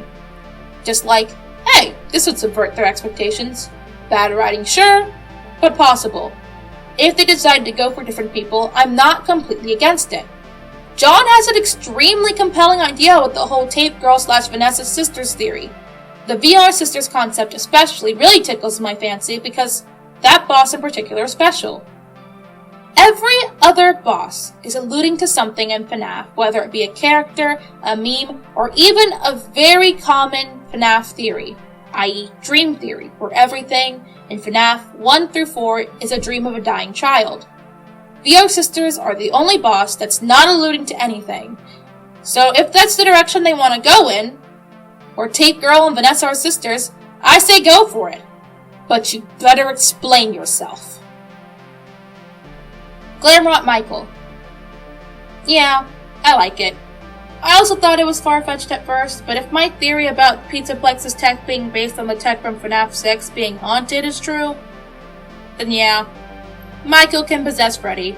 Narratively speaking, having a character who is atoning for accidentally killing his little brother by saving the souls of dead children, and the animatronics becoming a soul-possessing animatronic that actively protects and keeps a child safe from the animatronics security guards is cool. I'm about it. I think it's cool. Yeah, I give it my approval. Is Cassidy there?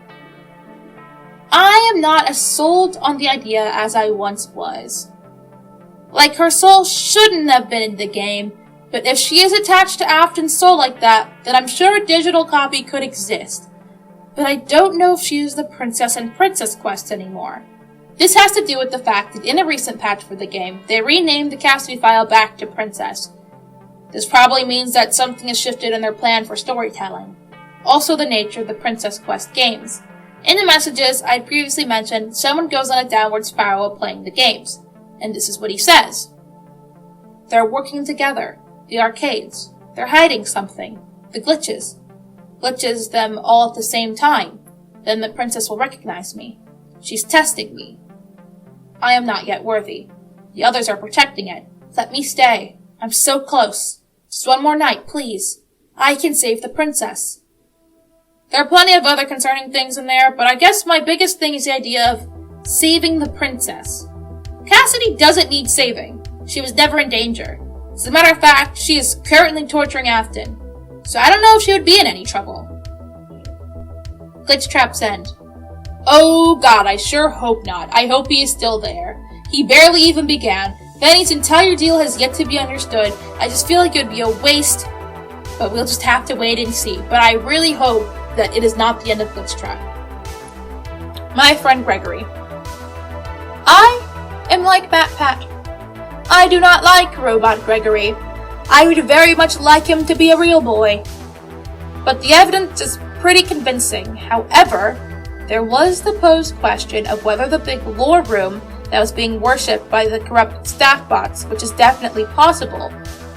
Also, I'm not sure if Gregory's living in the Pizzaplex. Like, yes, how did he get in there without any credentials? Yes, no photo pass, no party pass, no parents to pay for him to get in anywhere, so he must have already been inside. But also, the room that people are pointing out to be his little hide hole is not his. It's where Sundrop and Moondrop live. Moondrop has proven to not have any issue drop-kicking animatronics, so I wouldn't be surprised about any of the broken bots in there. Not just that, but the children's drawings and play place items belong there. It's an extension of the daycare. Also, who's to say these drawings aren't his? He literally does arts and crafts. Why couldn't he be programmed to draw like a child? I mean, it's fine. It's alright. Like, I can't completely discount it. Patient 46 is not Gregory. I cannot even begin to express how much I do not think that Gregory is Patient 46. Here's a couple reasons why I cannot abide by this. Number 1. Gregory is not a murderer.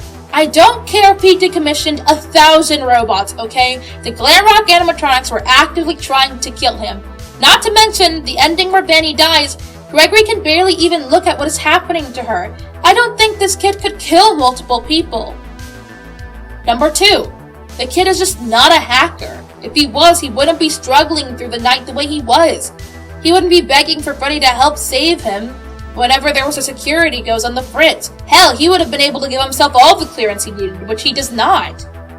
Number 3. How does he have access or feel the need to access therapists? He doesn't go to school, he doesn't have parents, and I'm pretty sure the kid doesn't have insurance. Number 4.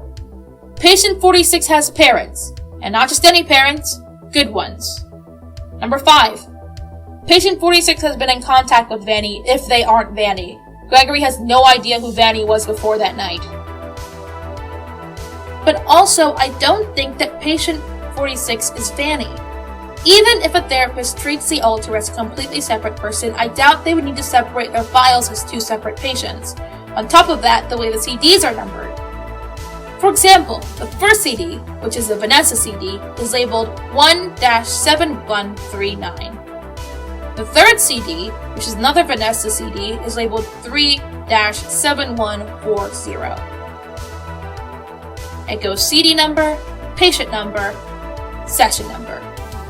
And patient 46 has a higher session number than her. As a matter of fact, the first CD is labeled 2-4672.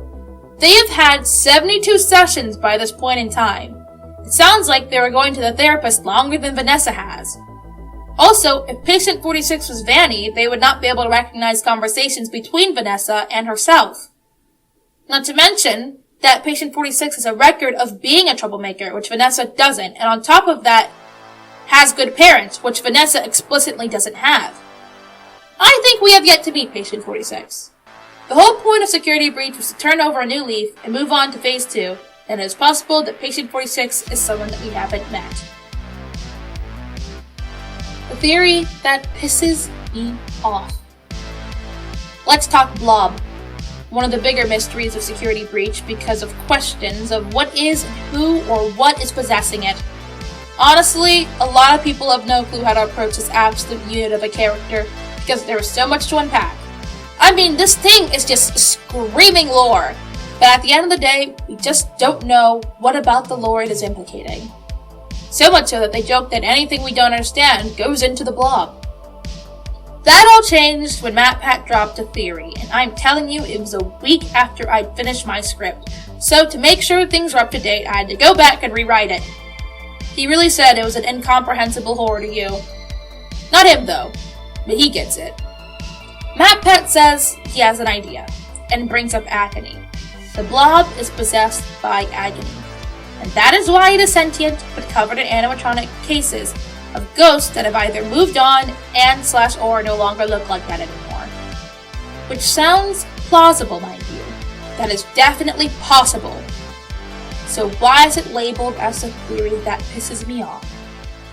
That's because I freaking hate Agony. I hate you, Agony. I hate you, Dr. Phineas Taggart. I am punching, I am screaming, I am biting it. I hate it, I hate it, I hate it. Literally so confusing. And for what? Is Remnant not enough? You had to go and write Remnant Plus? Remnant but evil? Didn't we already have Remnant? But no, it's called...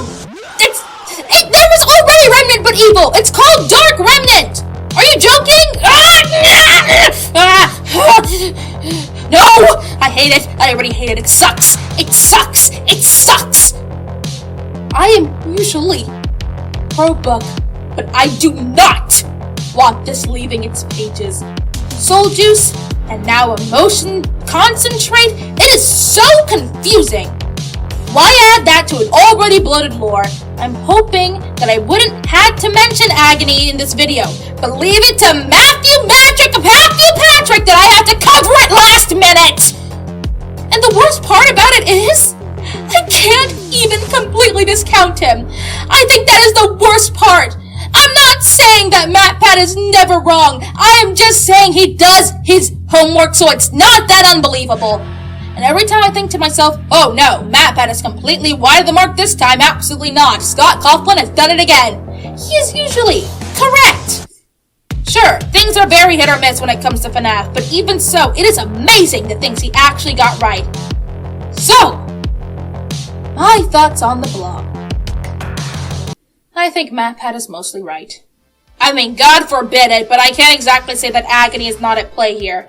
However, though I may have to look back through all 50 messages again, it doesn't look like anyone has mentioned stolen merchandise outside of the prototype Music Man. But I wouldn't say anything either if I was trying to hide the thing sitting underneath Roxy's Raceway. So it might be Agony. But I think there might be a soul in the center of the blob. May it be Henry, or someone else, but I feel like it started as all of the FNAF animatronics are getting melted down and the fact that Athen still got away. I wouldn't put it past them if they brought somebody back who could not rest because Athen is still up and about. But that is just me. And for my final act, I'm going to throw in my theory about Vanessa's deal, or how she is connected to the Aftons. Deep breath. I'm not talking about it anymore. Okay. Cut that part out where I'm taking my breath. But in, out. We're not talking about Agony anymore.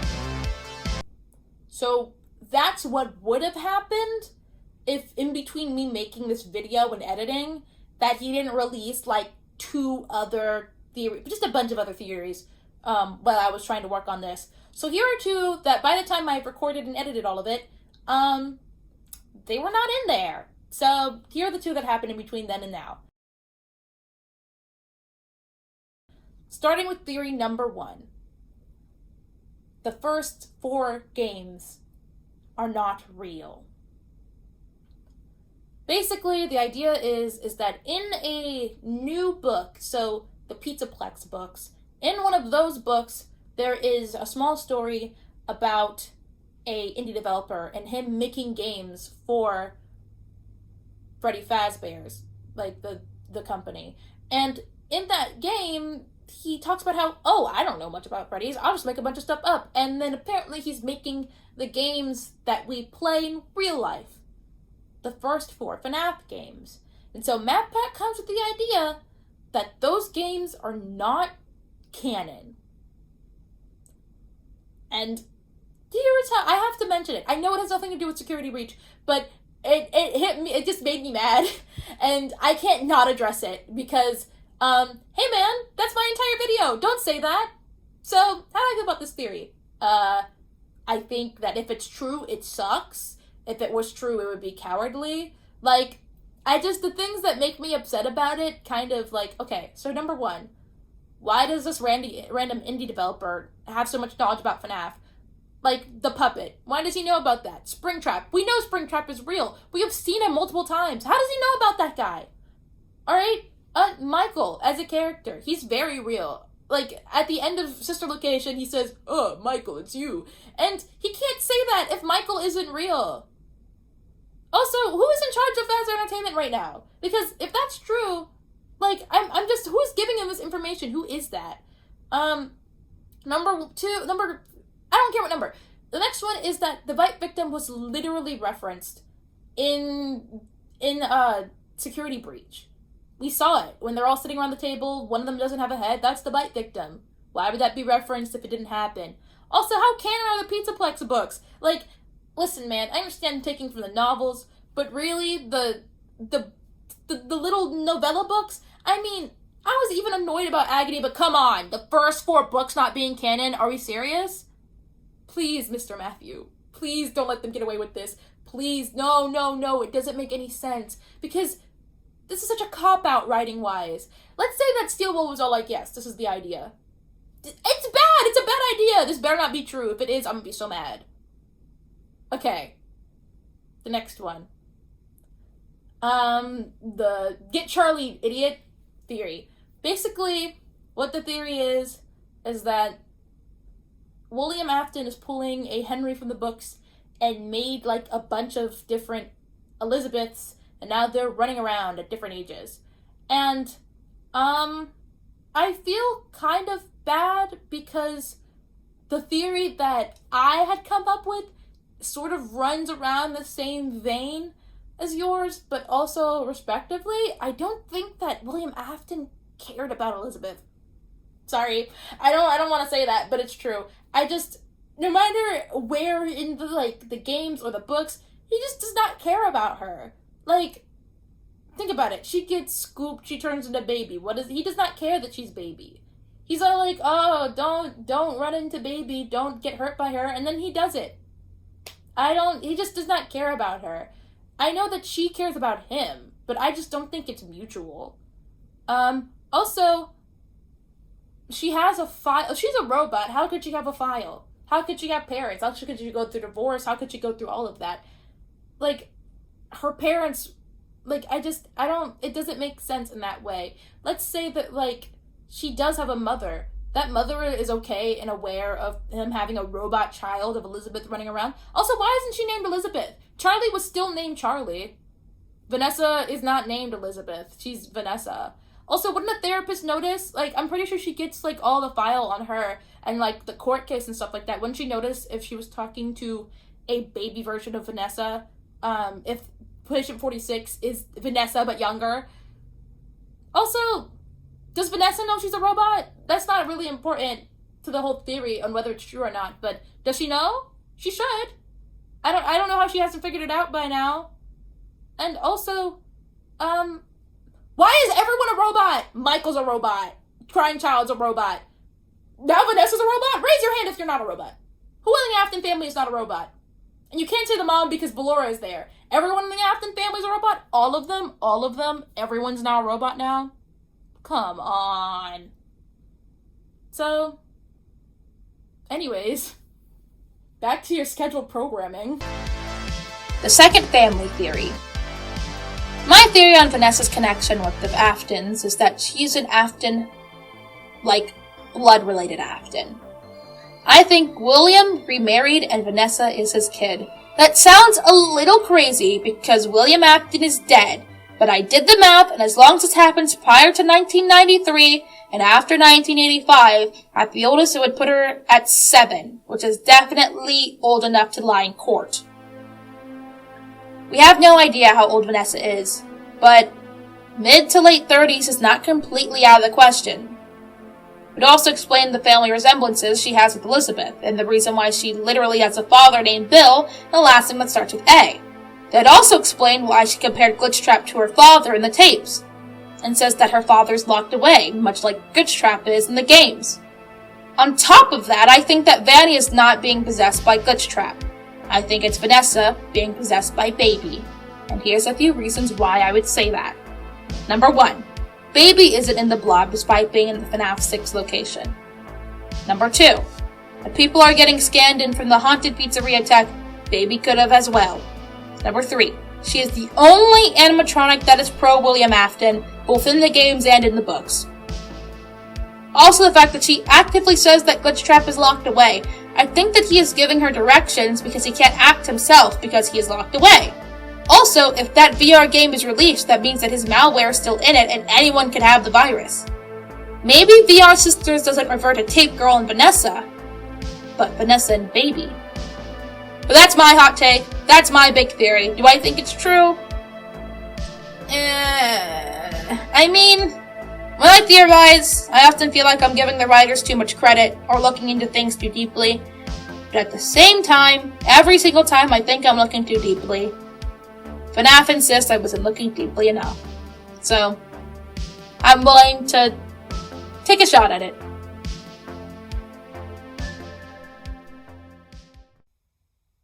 So, Five Nights at Freddy's, am I right? That's right. I put in the unfunny joke a third time. So, that is the lore so far of Five Nights at Freddy's. We've laughed, we've cried, we've scratched our heads in confusion, but at last we made it to the end of the video. I want to thank my mom, my dad, Game Theory, I suppose. Oh, that one girl who asked me to give her a shout out. Shout out to Ankle Biter. Okay. Anyways, you see how I said that's the end of the video and not the lore? That's because FNAF Security Breach was not the end. It's only the beginning. The DLC for the game comes out sometime this year, and the books about the Pizzaplex are being released as we speak. So I'm sure we'll have a lot to talk about once that DLC comes out. So we finished our little trip here. I'll cover more of FNAF when things come out, perhaps. I hope so. I even am planning on maybe making a video on the Fazbear Frights books, and perhaps on the Pizzaplex one. We don't know. It'll depend on how many books are out. But yeah, we'll probably talk about that as well. But right now, this is all I have for you. Don't forget to like, comment, and subscribe. And of course, thank you so much for swinging by. I already feel like we've become closer friends. I really appreciate it. Alright, goodbye!